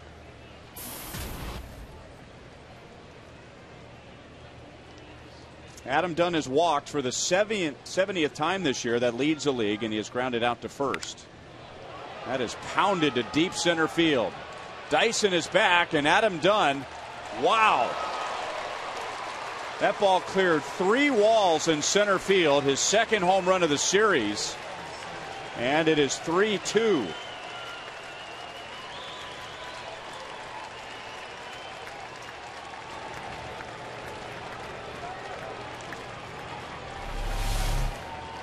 Been a long time, Ryan, since someone has hit a ball in that territory.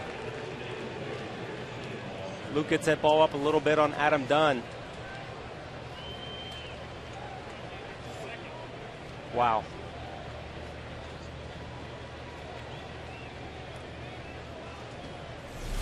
Three different walls of 3 different textures. The padded wall, the stone wall, and the plywood wall in center field.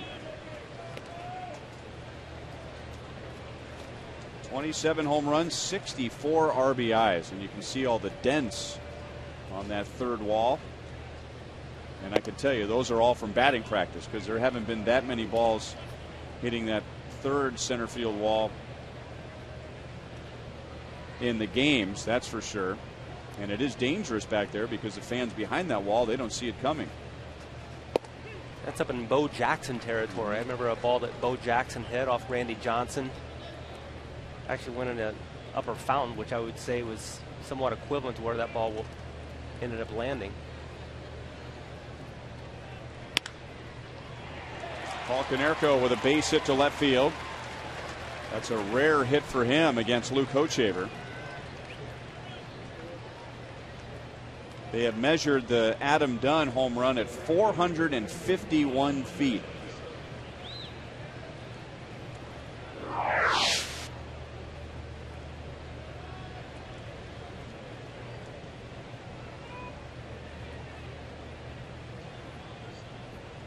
That ball he hit out of sight to the top of the grass in left center field. That was not the one off of Randy Johnson. That was off a right-hander. Yeah, that was a different one. He hit one up in the fountains. Remember, it's his first game back from the disabled list.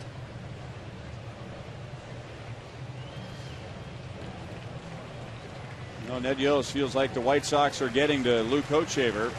So after 97 pitches, he will depart with a runner at first, nobody out. And a Chevy call to the bullpen will bring in Aaron Crow.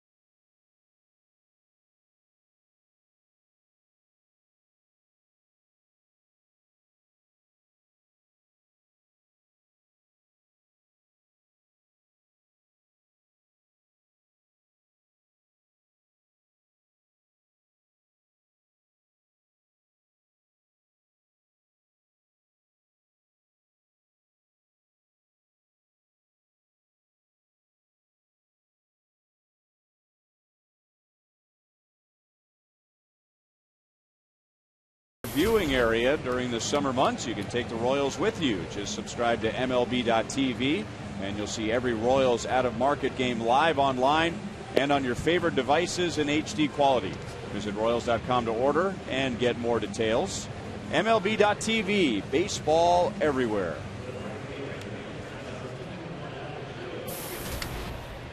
So it's Aaron Crow with a runner at first, nobody out.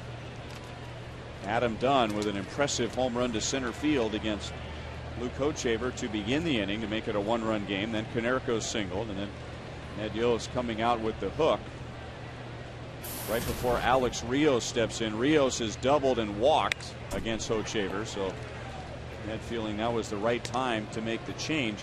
Ned was very hard on himself after the game last night in leaving in Bruce Chen, who eventually gave up a home run to Diane Viciedo in the 5th inning. Do you agree with him? Well, he was 4 2/3 innings into the game. He needed another out in order to qualify for the win. I do agree with the move that he made, leaving him in there.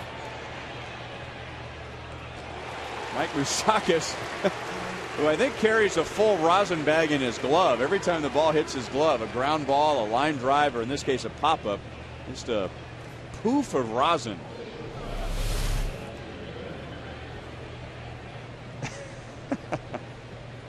It's like a magician out there. Highly illegal if he was a pitcher. There you go. Yeah, I'm with you, Monty. I really thought Ned was being too hard on himself because Bruce had really steadied himself after allowing the 3 runs in the 1st inning. He kept the White Sox off balance for the next 3. He was 1 out away from qualifying for the win, and Diane Viciedo hit a pitch that was down and in, may not have even been a strike, and he stroked it for a 3-run home run. But Bruce, and he had thrown a season high as far as pitches go, but even with all that, he was hardly falling all over himself before Viciedo hit the home run. Yeah, I agree. He had really kind of steadied the ship. He had struggled there early. He had walked 3 guys in the first 2 innings, but he really had started cruising until that inning. Got in trouble with 2 outs in that inning, not able to finish the task.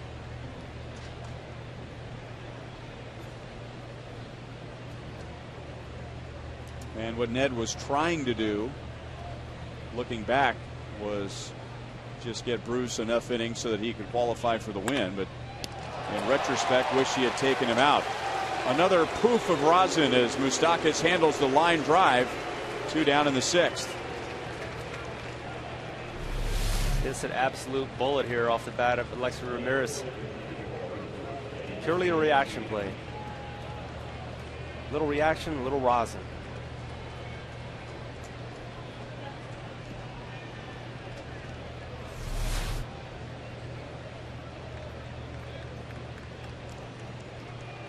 And here is Viciedo. He was 0 for 2 against Hochevar, and a save by Perez. 1 ball and no strikes. You know, another thing we have to talk about too is that the Royals really need a shift, going from relying on the bullpen in the first half to relying on the rotation in the second half. And yeah, you want to win games, but at the same time, the bullpen is going to have to pitch a little bit deeper, well, a lot of bit deeper in the second half than they did in the first half. Absolutely. They're going to have to start coming in the 7th and 8th inning as opposed to the 5th and 6th inning, and give this bullpen an opportunity to stay healthy during the entire, not just healthy, but stay effective. We saw Aaron Crow, pitcher on the mound right now. We saw him really seemingly run out of gas the second half of last season. That ball had some late life to it, almost tailed back over the outside corner. 2 balls and 1 strike on Viciedo.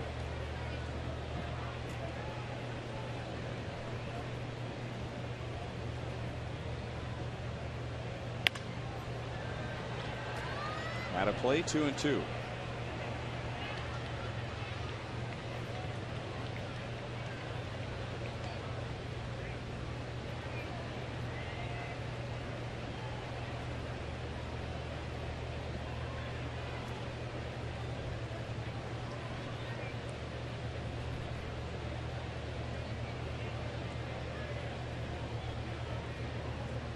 Konerko at second base with 2 outs. And he does not run well, so even with 2 outs and going on contact, there is no guarantee that he would score on a base hit to the outfield. Having a little conversation with Chris Getz, his former teammate, and Getz the past couple of years during the offseason has lived in Chicago in Konerko's house, who goes back to Arizona. Line to right center. That will get Konerko to the plate. So Viciedo has driven in 4 in the series. He has a triple, and he ties the game.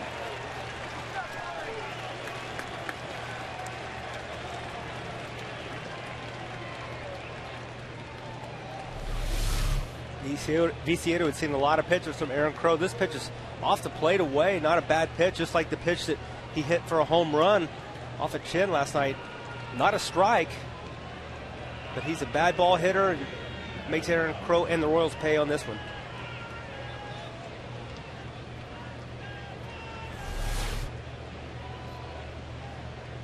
First triple of the season, first of his career. Now Flowers grounds it deep third, but foul.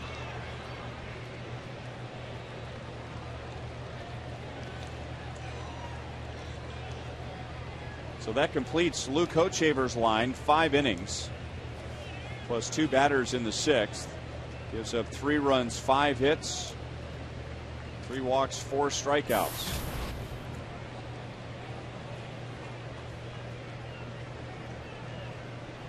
Flowers grounded out to third twice against Hochevar.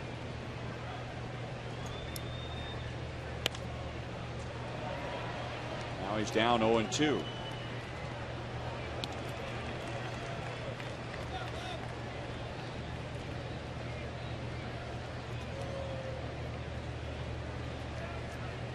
Got a first-round pick right here. Aaron Crow pitching to a former 33rd round pick. So a long shot to get to the big leagues. Tyler Flowers, originally out of the Braves system, and drafted in the 33rd round in 2005.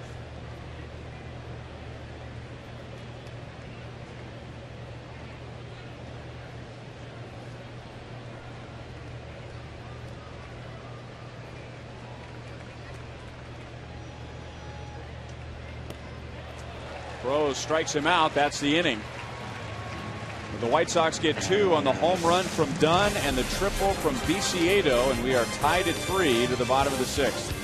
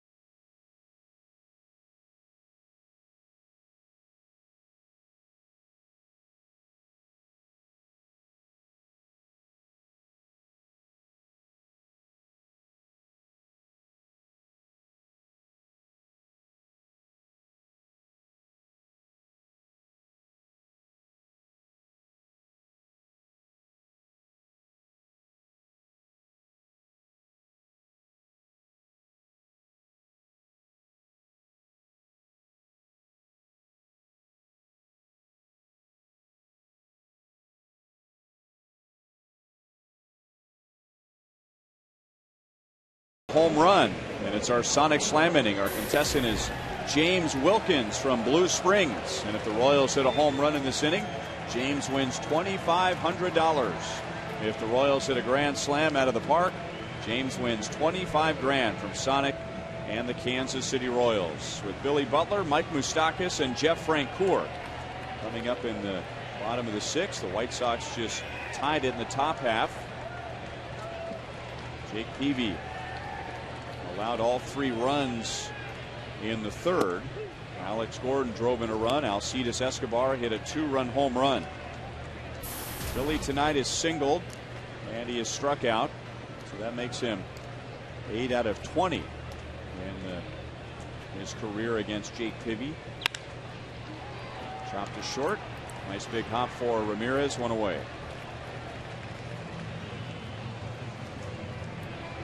And now Mike Moustakas to the plate with his 16 home runs. And in our AT&T trivia question, the only 2 left-hand hitting third basemen with more home runs in 1 year for the Royals. We're going with George Brett and Mark Teahen. Bingo. George did it 6 times. Mark Teahen was the Royals Player of the Year in 2006.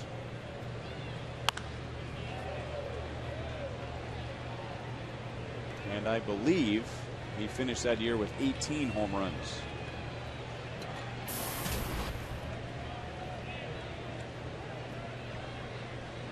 Moustakas is 0 for 2, but he's had 2 good swings against Peavy. He's flied out to deep left and grounded sharply to second base.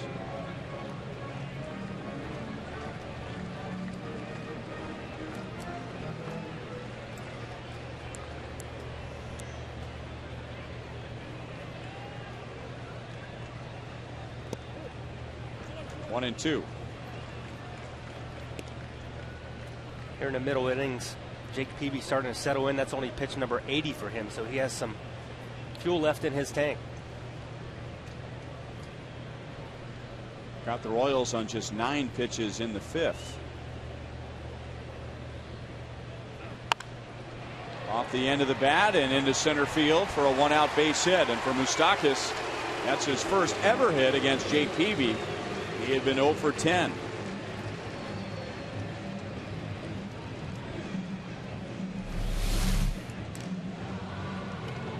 Set off the end of the bat, goes down and gets it just enough to get it in the center field for a 1-out base hit.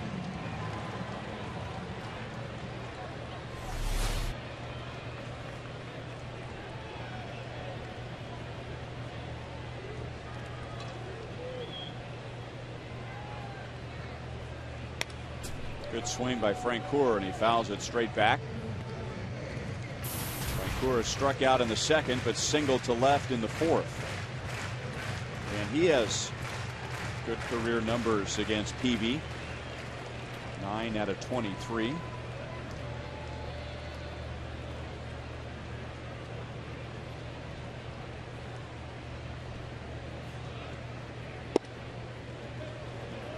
little bit outside. 1 ball, 1 strike.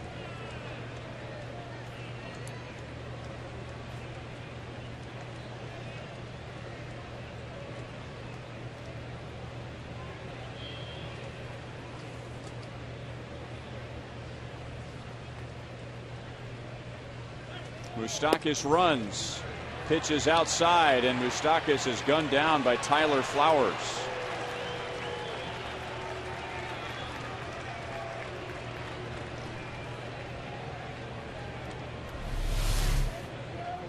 Looks like Moustakas got a pretty good jump and a nice ball for Flowers to handle there.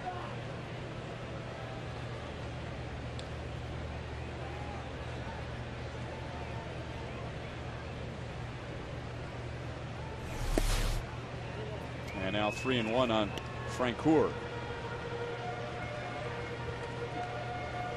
Royals have 57 stolen bases this year. They have 1 stolen base tonight. That was Dyson in the 3rd.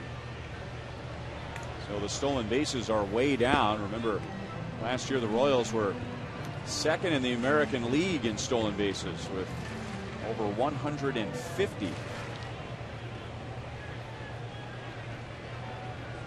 So 57 times successful. They have been thrown out 23 times.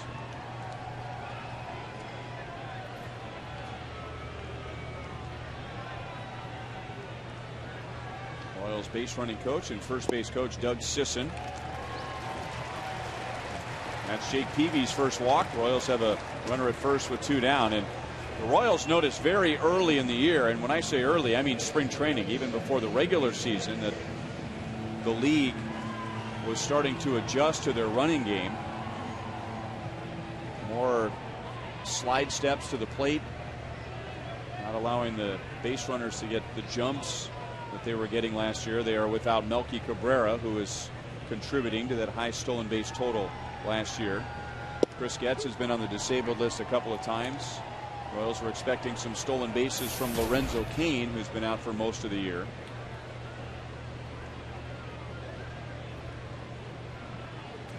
Teams make adjustments against other teams like players make adjustments against other players. Getz into the right field corner. That is a fair ball up against the screen. Francoeur will be held as Rios did a good job of getting it back to the infield. Second and third with 2 outs. 2 hits tonight for Chris Getz in his first game back from the disabled list. It's a good time. He gets the ball middle in, turns on it. Just hoping it stays fair. It did stay fair. Alex Rios gets the ball in nice and quick to back him for the cutoff, but Jeff Francoeur is held at third base.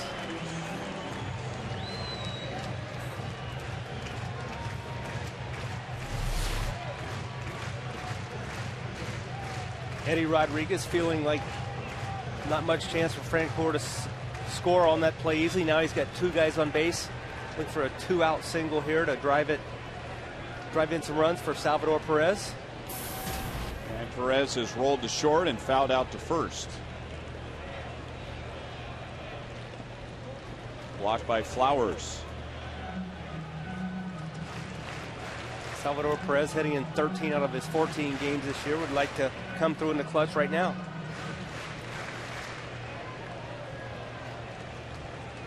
And Peavy with that good hard slider, and many times it's effective when it's thrown in the dirt, but that's dangerous with a runner at third. Peavy has 3 wild pitches so far this year, and now he's behind Perez. 2 balls and no strikes.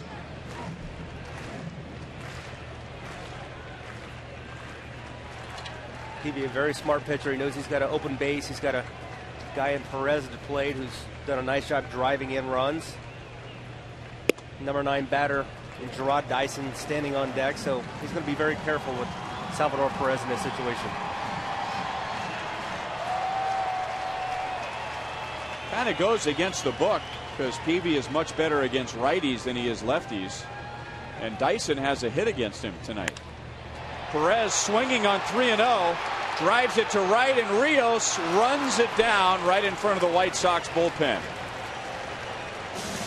And Peavy dodges a bullet in the bottom of the 6th, still tied at 3.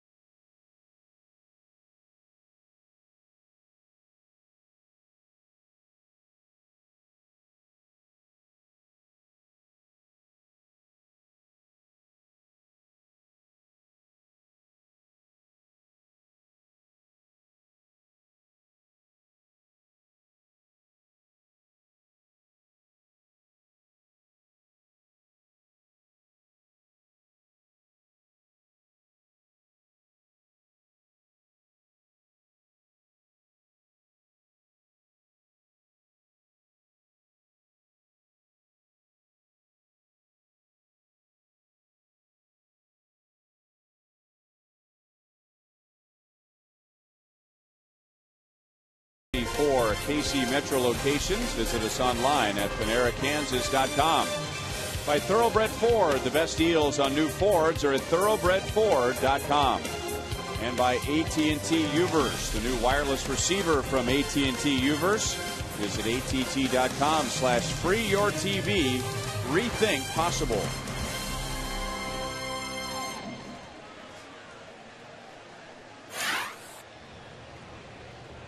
3-3 tie. White Sox had a 1-0 lead. Royals took a 3-1 lead in the third. And then Chicago tied in the sixth. Those runs charged to Luke Hochevar. Aaron Crow got all 3 outs in the sixth and now stays on for the seventh. Ball one to Gordon Beckham. He walked and scored in the third and then lined to center in the fifth.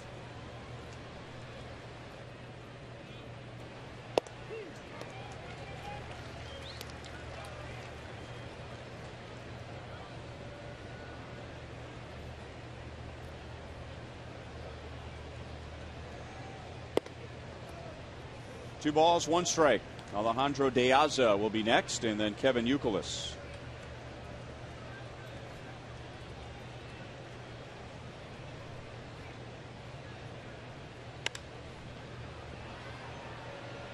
Had a play off to the right field side.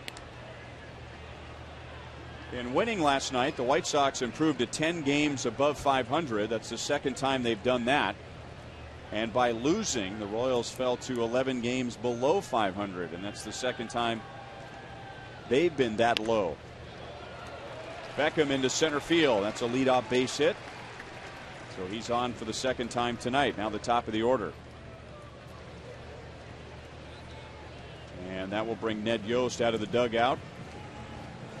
So some left-hand batters coming up. De Aza. And then after Kevin Youkilis, Adam Dunn. So Ned Yost is going to bring on Jose Mijares. Chevy call to the bullpen. Royals and White Sox are tied at 3 in the seventh inning.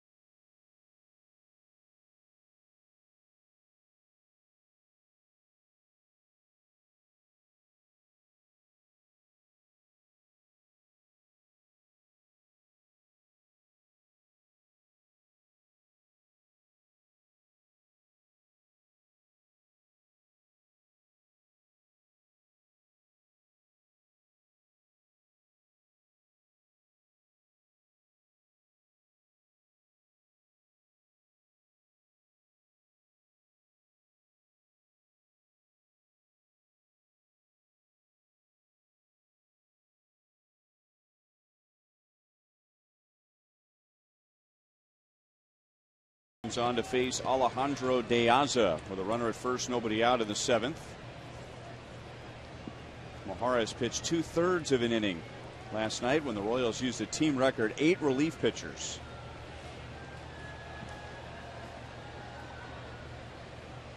De Aza bunts, and he bunts it back over the screen and out of play. Ryan, we talked about all the pitchers the Royals used last night. 292 total pitches thrown, and tonight everyone's available in that bullpen. Everett Tieford is obviously going to be pitching on Tuesday, so he's not going to be in. Bruce Shin went last night. Probably like to stay away from these guys just because they threw over 30 pitches. So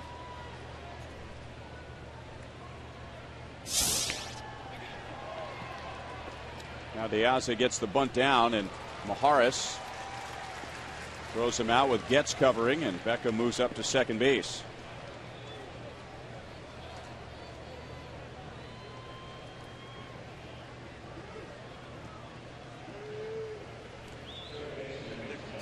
And now Maharis will get a right-hand batter and Kevin Youkilis with an open base.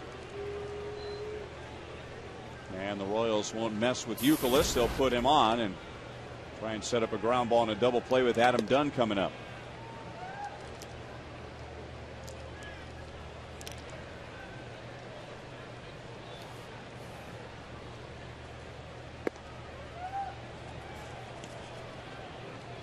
Youkilis was 0 for 3 against Luke Hochevar with a couple of strikeouts. He is 0 for 2 against Maharis. He has walked 3 times.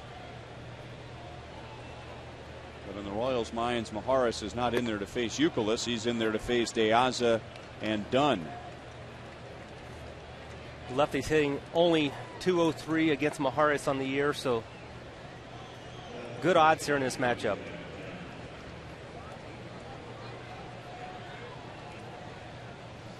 And a look at tonight's AT&T Uverse Reverse Replay. 450 plus feet on this Adam Dunn home run. Nearly dead central. That ball hit off the concrete behind that third wall and almost bounced up and hit the lights on the scoreboard.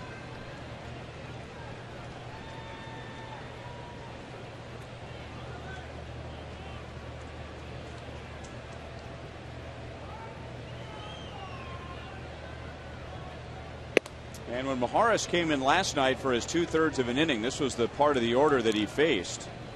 De Aza, he got him to ground out. Youkilis walked, and then he struck out Adam Dunn. So that makes Adam Dunn 0 for 2 with 2 strikeouts against Maharis. Let's go to Joel. This is a trivia question that you will now know the answer to, but we forget about the production of Adam Dunn, especially after last year. Since 2004, the only player in Major League Baseball with more total home runs, Albert Pujols, 345, Dunn at 319. 2 balls, no strikes. 27 this year for Dunn. 16 more than all of last year.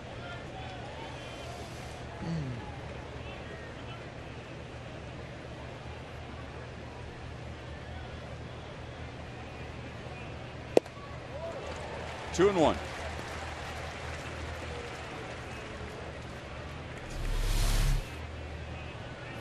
Jose Maharis throws 2 different sliders. That's the harder slider. He's got one that has more of a sweep to it as well. Sometimes he'll use that to finish off the plate, trying to get the lefty to chase. Dunn fouls it off the other way. 2 balls, 2 strikes. Talk about guys really kind of turning their years around, having years above the expectations or maybe what they had last year. I think A.J. Pierzynski, even though he's not in the game tonight, he's another guy. He's got 16 home runs this year, just 2 shy of his career high of 18 that he hit in 2005. So a lot of guys are having big years, and the reason the White Sox are in first place.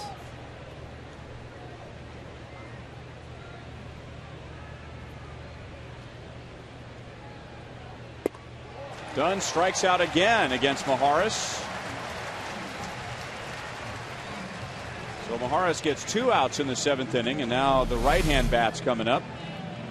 Maharis not messing with the slider here. He's going with the heat. Able to climb the ladder, get it up above the bat of Adam Dunn.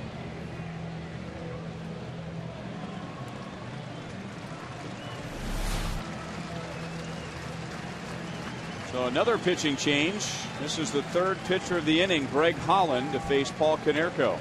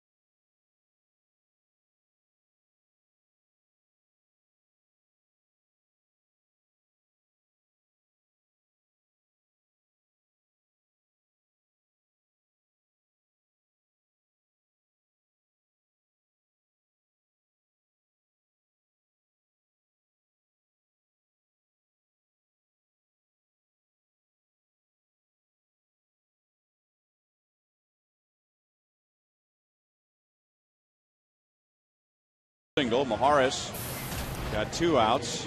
Also issued an intentional walk. So 2 on, 2 out, and now Greg Holland, who pitched a scoreless 8th inning last night. Tonight he'll get Paul Konerko.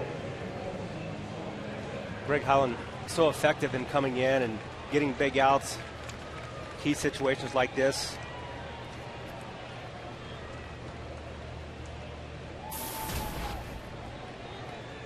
Konerko singled and scored in the 6th inning. That tied the game at 3, coming home on Vicieto's triple. He has Beckham at second base, Youkilis at first.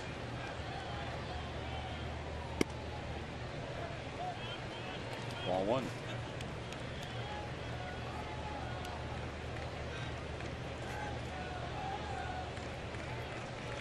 I think back to last year, the year Holland had, it seemed like every time he came in it was multiple runners on base, 1 or no outs, and he was able to do the job. Hard slider makes it 1 ball, 1 strike.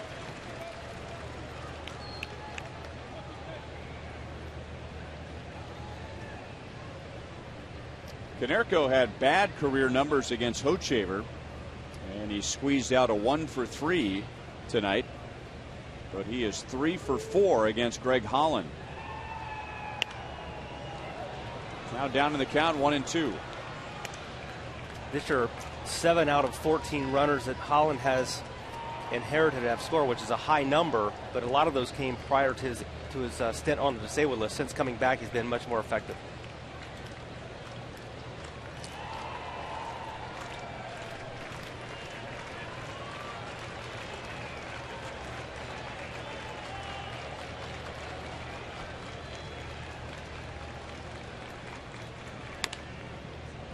Big hop to Moustakas. Long throw low, and Hosmer bails him out. Stretch time at Kauffman Stadium in a 3-3 tie.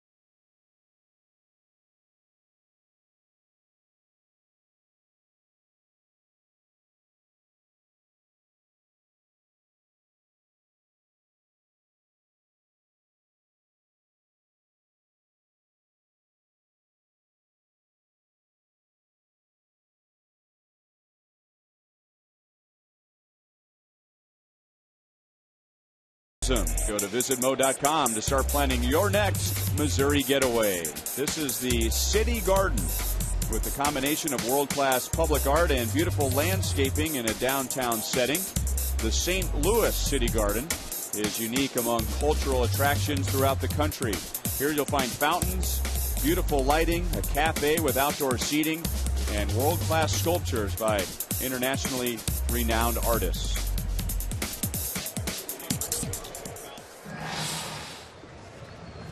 Bottom of the 7th inning. Another nice crowd here tonight. We had over 33,000 for last night's game. That went 14 innings, 5 hours and 23 minutes. Tonight, tied at 3 to the bottom of the 7th. And Jake Peavy, the Royals are only able to get to him once, and that was a 3-run 3rd inning where Alex Gordon drove in a run. Alcides Escobar 2 with a home run. Gerard Dyson leads off the bottom of the 7th, and Peavy throws strike 1. Dyson singled and scored in the 3-run 3rd. He's 1 for 2. He also has his 17th stolen base.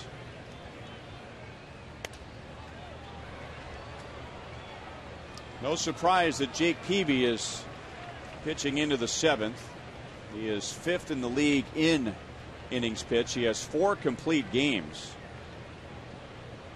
He has gone less than 6 innings in just 1 of his now 18 starts.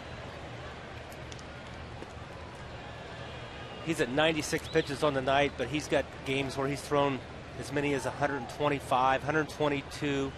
Most of his games are well into the low 109, 100 teens. So he's got some innings, at least an inning left in him. And now he's pitched into the 7th inning in 9 of his last 11. Pitching on the 2-year anniversary of his shoulder operation, where a muscle was reattached to his shoulder. Chop to the right side. Adam Dunn has to hurry. Gets it to Peavy in time, and Dyson is 1 for 3.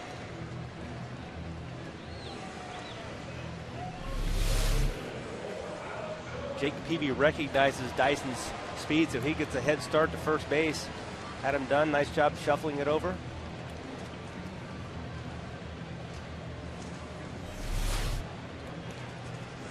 Dangerously close to taking his eye off the ball to look at the bag a little too soon. The ball wasn't quite in the webbing when he was turning his head to the right to make sure his foot was on the bag. That's a play that pitchers work on every day during spring training camp, and you feel like you can almost do it in your sleep. But once the lights are on and wheels are in motion, a little more difficult down there. And when that play goes bad, it's usually because of that. Pitcher gets a nice easy feed, figures it's in his glove, he takes his head off the ball and it hits the wrong part of the glove and spills out. Well, pitchers being the non-athletes they are, it's now difficult. Like you, who runs what, 10 miles a day?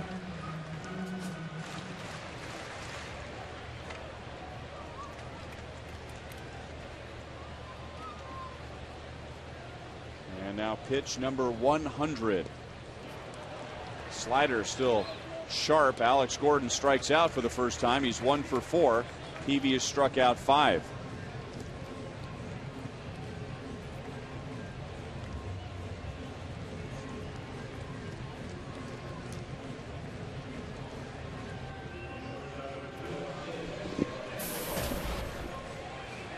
Alcides Escobar 1 for 3 back in the 3rd inning. Hit a 2-run home run to left field. That put the Royals in front 3-1. White Sox got 2 in the 6th to tie it.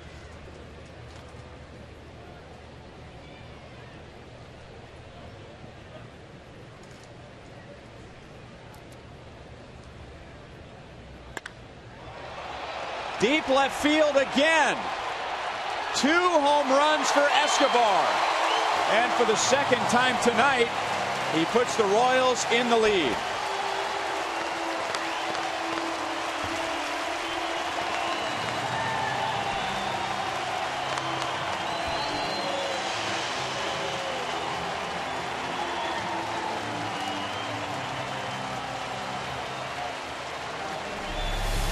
This appears to be a very similar pitch to Escobar pitch. It kind of leaks back out to the inner part of the plate.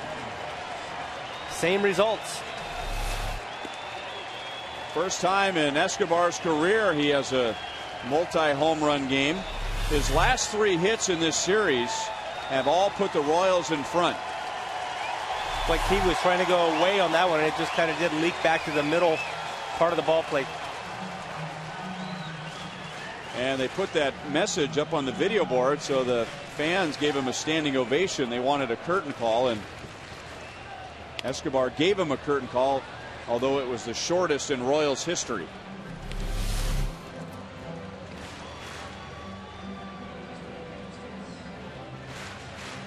One 1,000, 2 1,000, 2.5.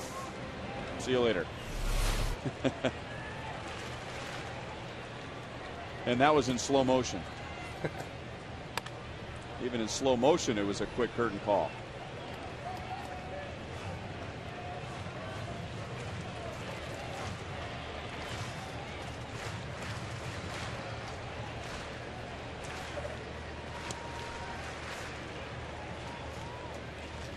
Eric Hosmer 0 for 3 tonight and now 0 for 9 in the series. So Escobar now his last 3 hits in the series. Go back to last night in the 8th inning with 2 outs. He had a 2-run triple, which put the Royals in the lead 7-6. And then his first home run in the 3rd put the Royals in front 3-1. And now his home run here in the 7th puts the Royals in front 4-3.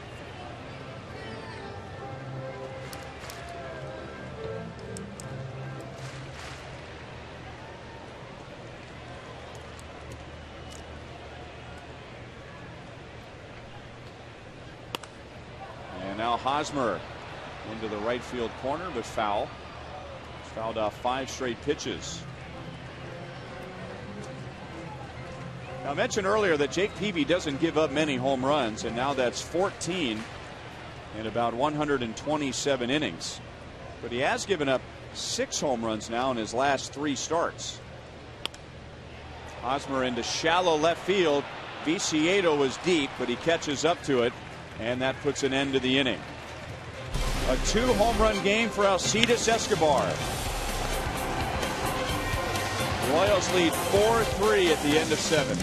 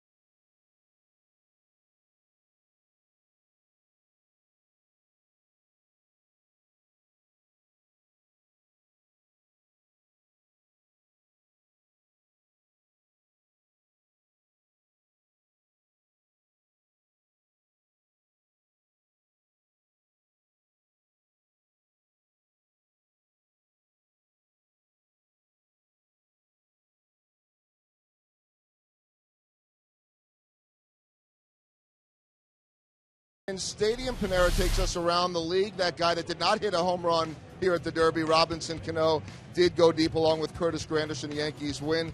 Cleveland rocked by Toronto. Ubaldo Jimenez just lit up in this one. Baltimore wins on a walk-off after Detroit took the lead in the top of the 13th. Other scores around baseball. Boston trying to hang on. Minnesota Gopher grad Cole DeVries hit for 7 earned runs. And Seattle 4-0. Not bad. Okay day.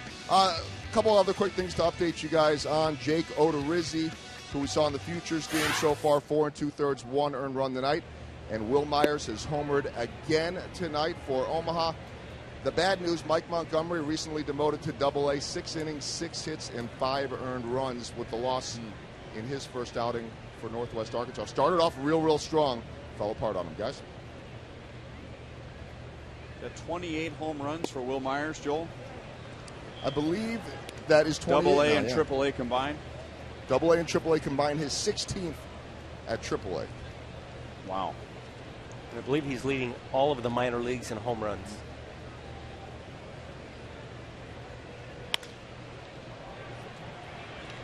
Do you like that, Cole DeVries? I just wanted to get a Gopher mention, that's all. Well, you can't get a Badger mention. Nope. So you might as well get a Gopher one. We don't need no stinking Badgers. All right, back to you. Well, Greg Holland came on last inning in a tie game, but now he's in a familiar role, pitching in the 8th with the Royals in front, trying to get through Rios, Ramirez, and Viciedo. 2-2 on Rios. Will Myers did some damage in the Futures game in more ways than one. This is a little equipment damage. right into your living room.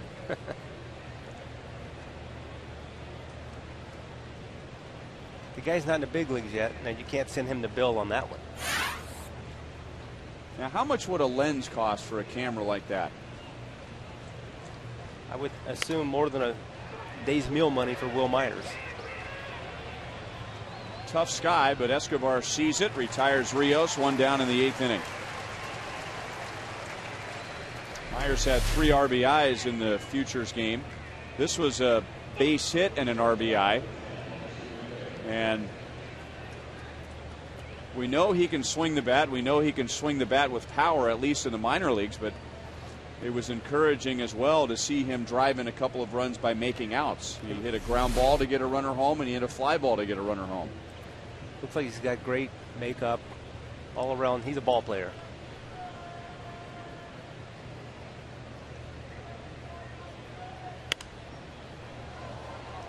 Oh, and 1 on Alexei Ramirez.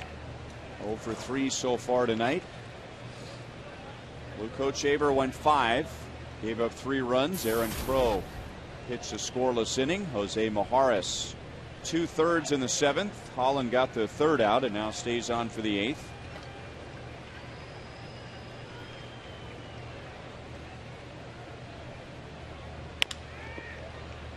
Behind second base, Escobar cuts it off, throws, didn't get him.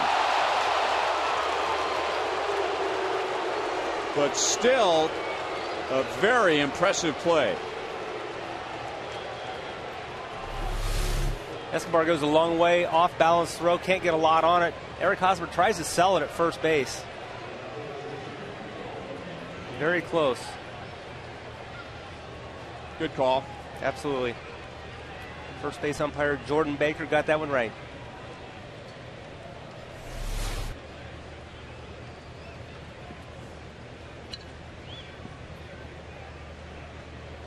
So it means that Viciedo comes up. Viciedo has driven in 4 in the series. Had that 3-run home run in the 5th inning last night. And then tied the game with a triple in the 6th. Take another look here at Alcides Escobar's throw. Couldn't get a lot on it. Alexei Ramirez in just ahead of the ball.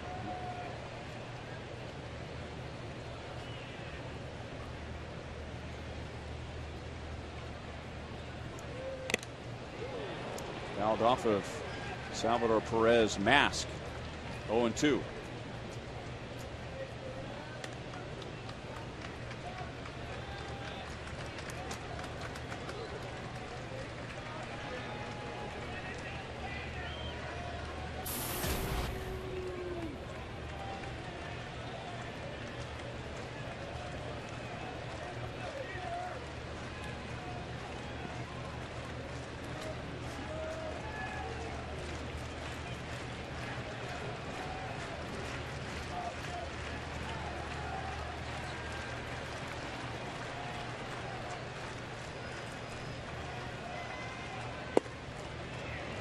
Ball, 2 strikes. Tyler Flowers scheduled to hit next, but it'll be A.J. Pierzynski. Flowers getting the start. Pierzynski caught all 14 innings last night.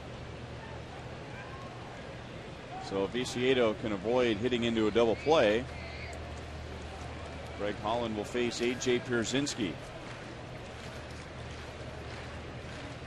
Viciedo is grounded into 11. He strikes out here, 2 away.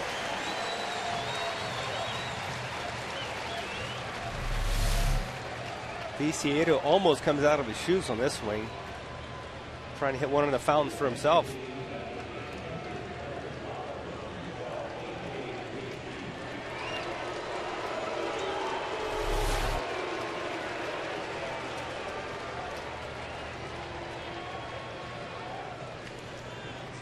So Pierzynski gets the moose call as he comes to the plate, as he does in just about every ballpark. 16 home runs, that's 2 shy of his career high. He had a 4-hit game last night, getting his average up to 292. And the hit that was talked about the most was his double in the 13th inning. That was with Orlando Hudson at first base and 2 down, and Pierzynski hit a double into the corner that would have scored Hudson easily. He was going on contact, but the ball bounced over the wall for a double, and by rule Hudson had to go back to third. So that was a big break for the Royals at that point, but White Sox ended up getting a run in the 14th and won 9-8.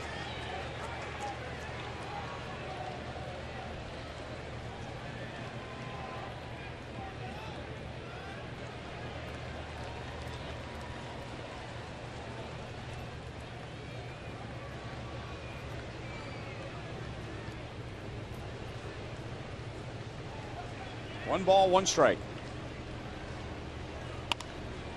On the ground to Moustakas. Hosmer stretches into foul territory. Pierzynski thought he came off the bag. That's the inning. The Royals coming up in the bottom of the 8th, leading 4-3.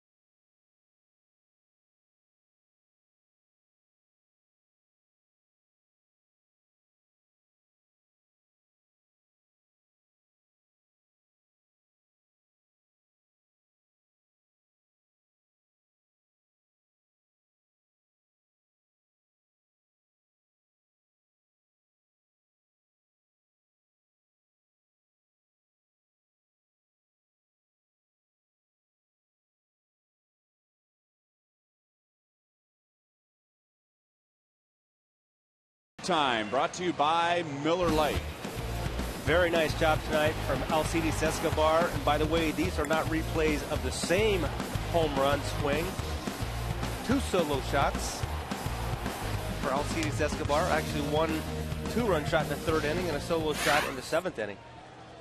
So in our Sprint You Call It question for tonight, what was your favorite blast of the night? Was it one of the Alcides Escobar home runs? Or was it the 451-foot home run by Adam Dunn in the 6th to straightaway center field?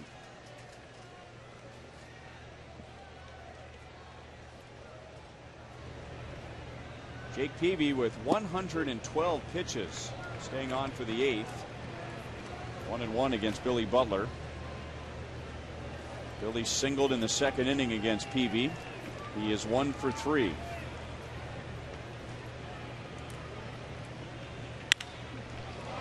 That got Peavy's leg. Beckham tried to grab it with his bare hand, and Billy's going to be safe. That's a base hit.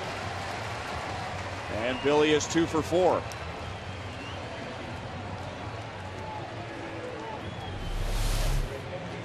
Billy will take it any way he can get it here.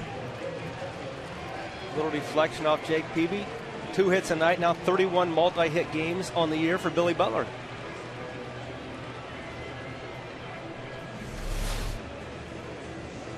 And now Jason Bourgeois will run for Butler.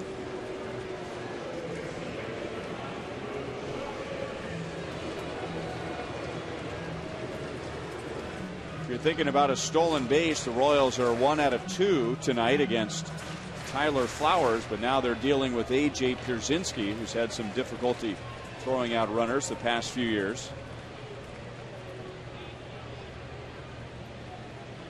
Dyson stole second against Flowers in the third, and then Flowers threw out Moustakas in the sixth.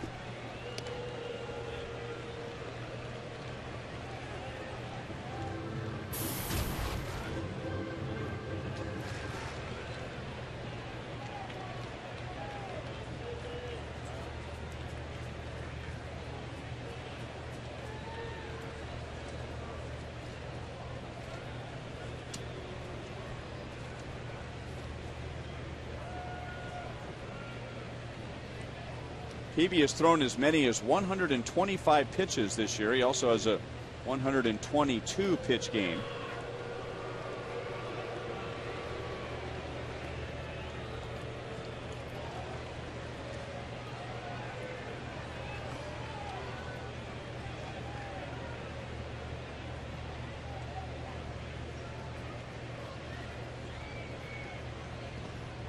Blocked by Pierzynski.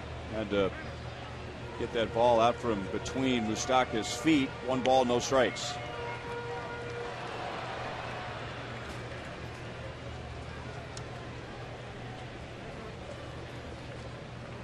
This is why Jake Peavy is so popular with every team that he plays for, the Padres and the White Sox. He's very much a throwback pitcher.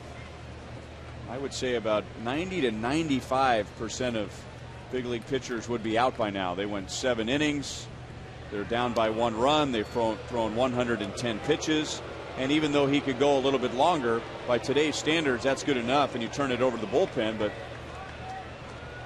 Jake Peavy is one of those guys you have to wrestle to the ground to take him out of the game. I feel strongly that the reason he's able to still perform at this pitch count levels, he's trained to do it. He's done it a lot of times in his career. It reminds me of David Cohn. Would be out there oftentimes 125, 130, 140 pitches. But he was used to doing that from early in his career, and you've built up that endurance and your arm strength to be able to still be effective late in the game like that. There goes Bourgeois, and that ball's hit very hard but very foul.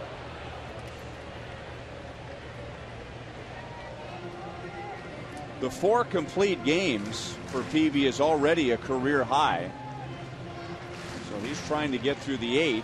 And if he does and the Royals hang on, he could get an 8-inning complete game tonight.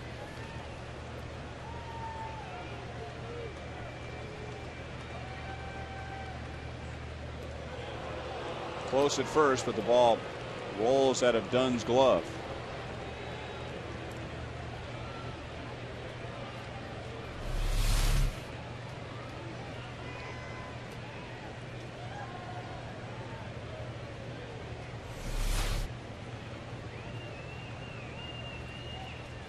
Not running, and a base hit to right field. This will get Bourgeois over to third. And the Royals have runners at the corners and nobody out. A 2-hit game for Mike Moustakas.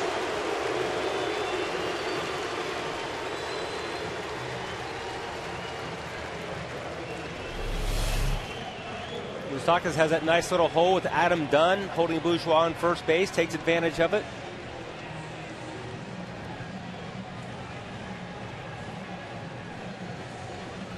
Runners on the corners now, nobody out.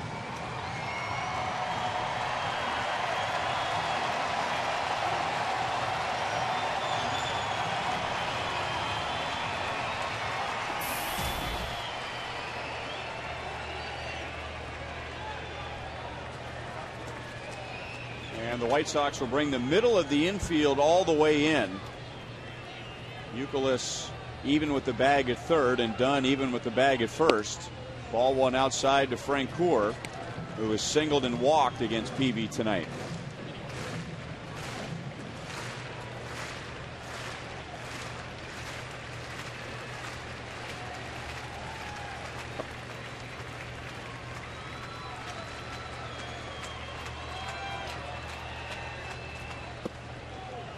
Down and away, 2 balls, no strikes.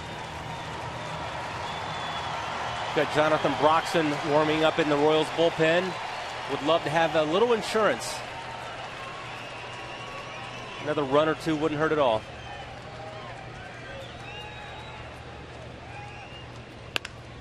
Grounded into left field. The Royals get 1 more run.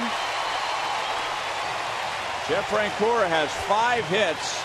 in his first 2 games after the break. Drives in his 27th run, and the Royals lead 5-3. Got that infield in, easier to find that hole. Jeff Francoeur does exactly that. Hits the ball hard on the ground, gets right past Youkilis at third base.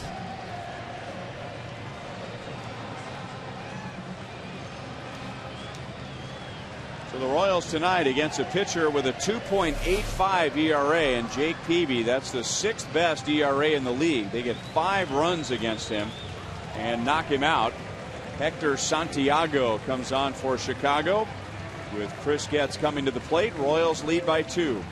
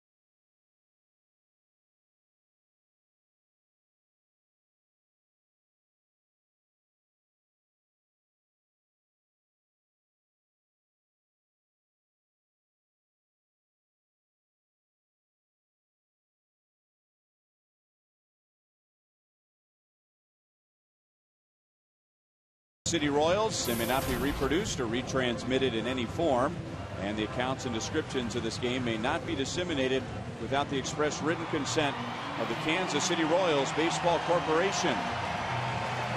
Ryan Lefebvre with Jeff Montgomery, Joel Goldberg at Kauffman Stadium, with director Steve Kurtenbach, producer Joe Lavero, associate producers Al Broughton, Sam Abramson. The producer of Royals Live is TJ McGinnis, along with the rest of our great Fox Sports Kansas City crew. The Royals lead 5-3, bottom of the 8th. 2 on, nobody out. Hector Santiago to face Chris Getz. Santiago appeared last night. He was pitcher number 7 out of 9 for Chicago, and he faced one man. That was Moustakas in the 11th and got him to ground out to short. Getz showing bunt and takes low for ball 1. Ryan Santiago's a little unique. He's got a decent fastball, low to mid-90s. One of the few pitchers to throw a screwball. Features the Scroogie for the changeup.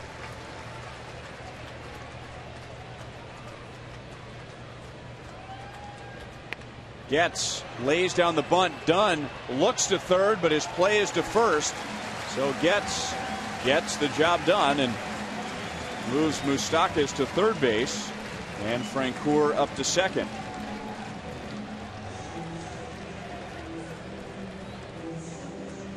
That'll bring up Salvador Perez, and we will bring in Joe Goldberg.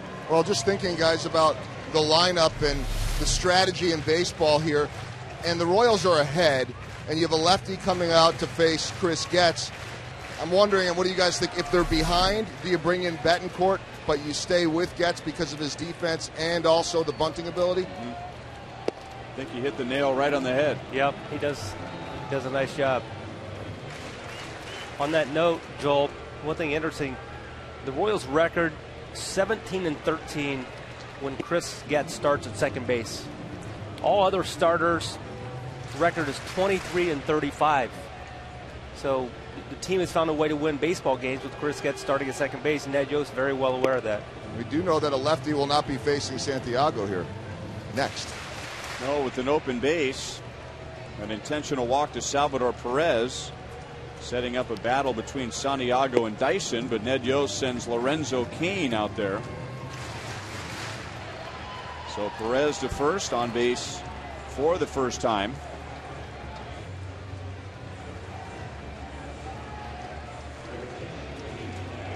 And now Lorenzo Cain, and he will show us exactly how comfortable we will be when the top of the ninth inning comes around.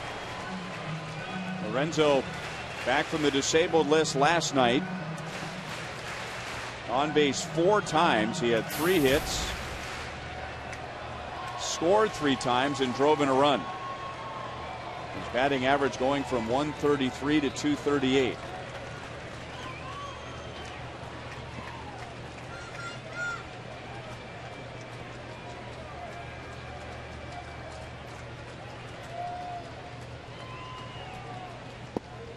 Down and in, ball 1.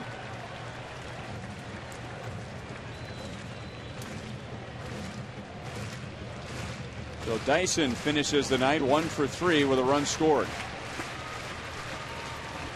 Butler singled to open the inning. Bourgeois running for him.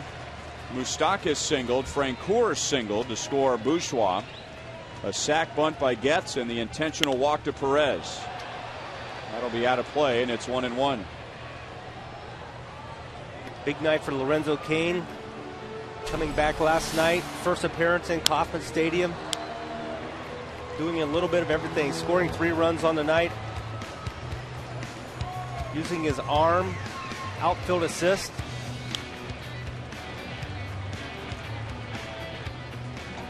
Royals fans hopeful to see much of that in the future.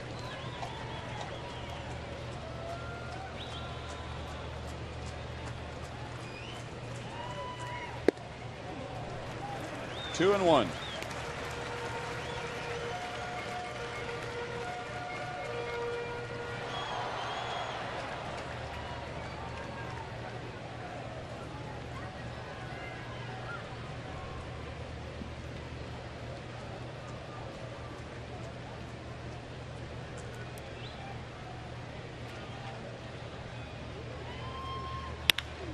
Lined into left field, right to Viciedo.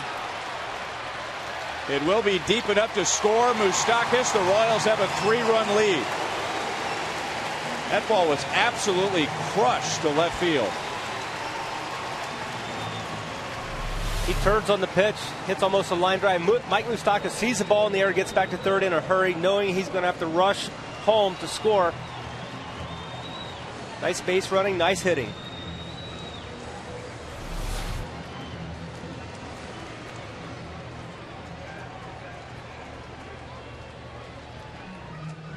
And now a lefty-lefty with Santiago pitching to Alex Gordon. Alex was part of the Royals' 3-run third inning with a single, an RBI, and a run scored. He is 1 for 4.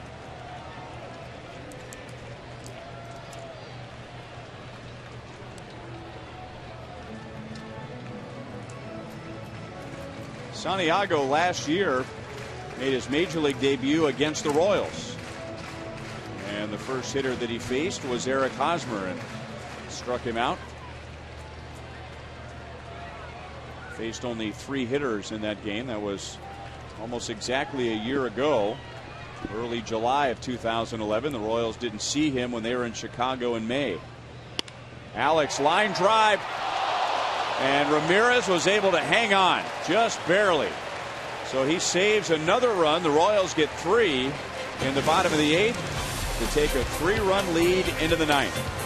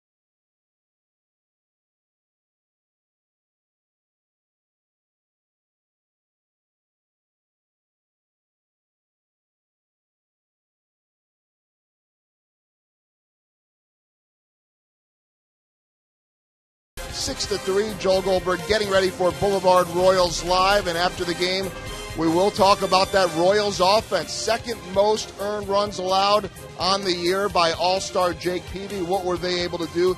And we will specifically focus on the night of Alcides Escobar and get you ready for the series finale. Royals will have to do it again against All-Star Chris Sale tomorrow. That and much more coming up on Boulevard Royals Live. Ryan?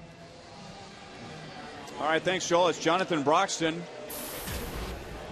And back on the hill again one night after a blown save. Royals carrying a 7-6 lead into the ninth. Last night, Broxton gave up a single. And then back-to-back 4-pitch walks. And the White Sox had the bases loaded, nobody out. They only got one run out of it, but they did tie the game, and then a game that was decided in 14 innings. So Broxton right back out there. He'll get Beckham, the number 9 hitter, followed by De Aza and Youkilis. And the Royals giving him a little extra breathing room, scoring 2 in the 8th, getting 3 runs in the last 2 innings. Broxton with a strike to Beckham. So 5 pitchers for the Royals tonight, one night after using 9. That was a team record. Jonathan Broxton with his 4th blown save last night, but the best thing that he could ask for was to get back out there tonight.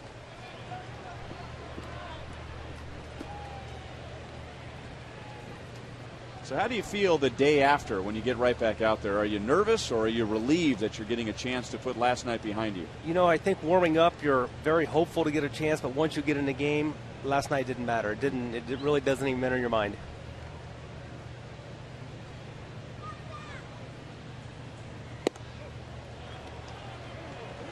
Two balls and 1 strike on Beckham.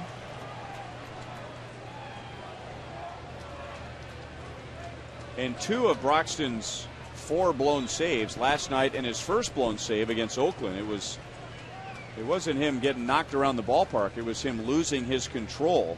Remember the final game of the Oakland series? He walked a batter and then he hit 2 to end the game. And that was after there were 2 outs, and then didn't Alcides Escobar have an error to prolong the inning? Yep. Hey, nice play by a young Royals fan out in the right field corner. Brought his glove. And it wasn't an easy play.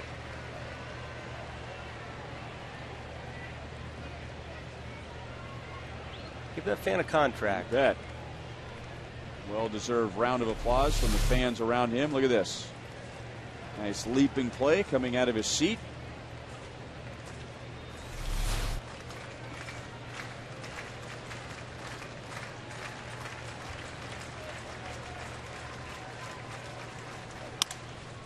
Broken bat and a slow roller to Getz. Good start. 1 down in the 9th.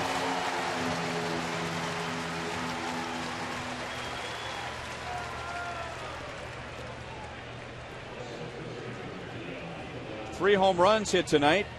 And in our Sprint You Call It question, we asked you what was your favorite blast of the night. 65% going with the Alcides Escobar home run. That was in the 7th to put the Royals in front 4-3. He also homered back in the 3rd for his first major league multi-home run game. Adam Dunn's in the 6th was impressive because of distance, 451 feet to center field. So thank you for voting tonight. As Broxton goes to work on Alejandro De Aza. He's had a productive night. 2 hits, both for extra bases, an RBI double in the 3rd, and a triple in the 5th.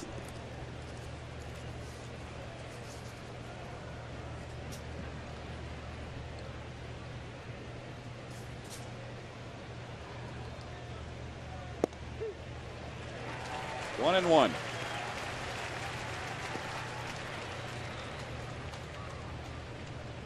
You had pointed out last night that something that may contribute to Broxton having a shaky appearance, and this was before he lost his control, was that he hadn't been on a mound in 8 days. Yeah, and that's very difficult. The way the team had played going into the break, there weren't save opportunities as they were not winning ball games, so he got a little rusty before the break, and then obviously 4 days off for the break, so tough to maintain that precision you need to be effective. Just shy of 25,000 here tonight. Watching the Royals bounce back after a heartbreaking loss last night. The Royals had the winning run on base in the final 5 innings and losing in 14, and the Royals went to 14 because of Chicago scoring in the 9th. And now Broxton one batter away from wiping that away, and it's Kevin Youkilis 0 for 3 with a walk. And it was Youkilis that started the rally in the 9th inning last night with a single, and then he scored the game-tying run.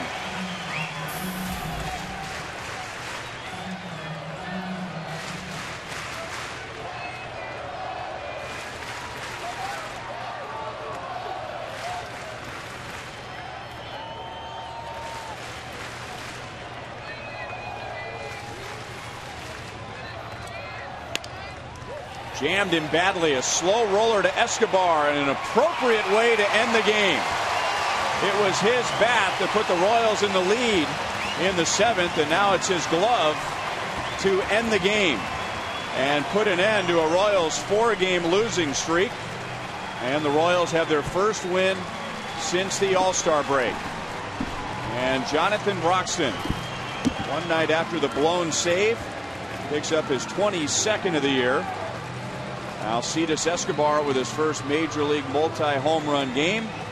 And the Royals take game 2 from Chicago 6-3. And it was the Royals providing the muscle tonight with the 2 home runs. 6 runs, 12 hits. And all 6 of those runs charged to Jake Peavy.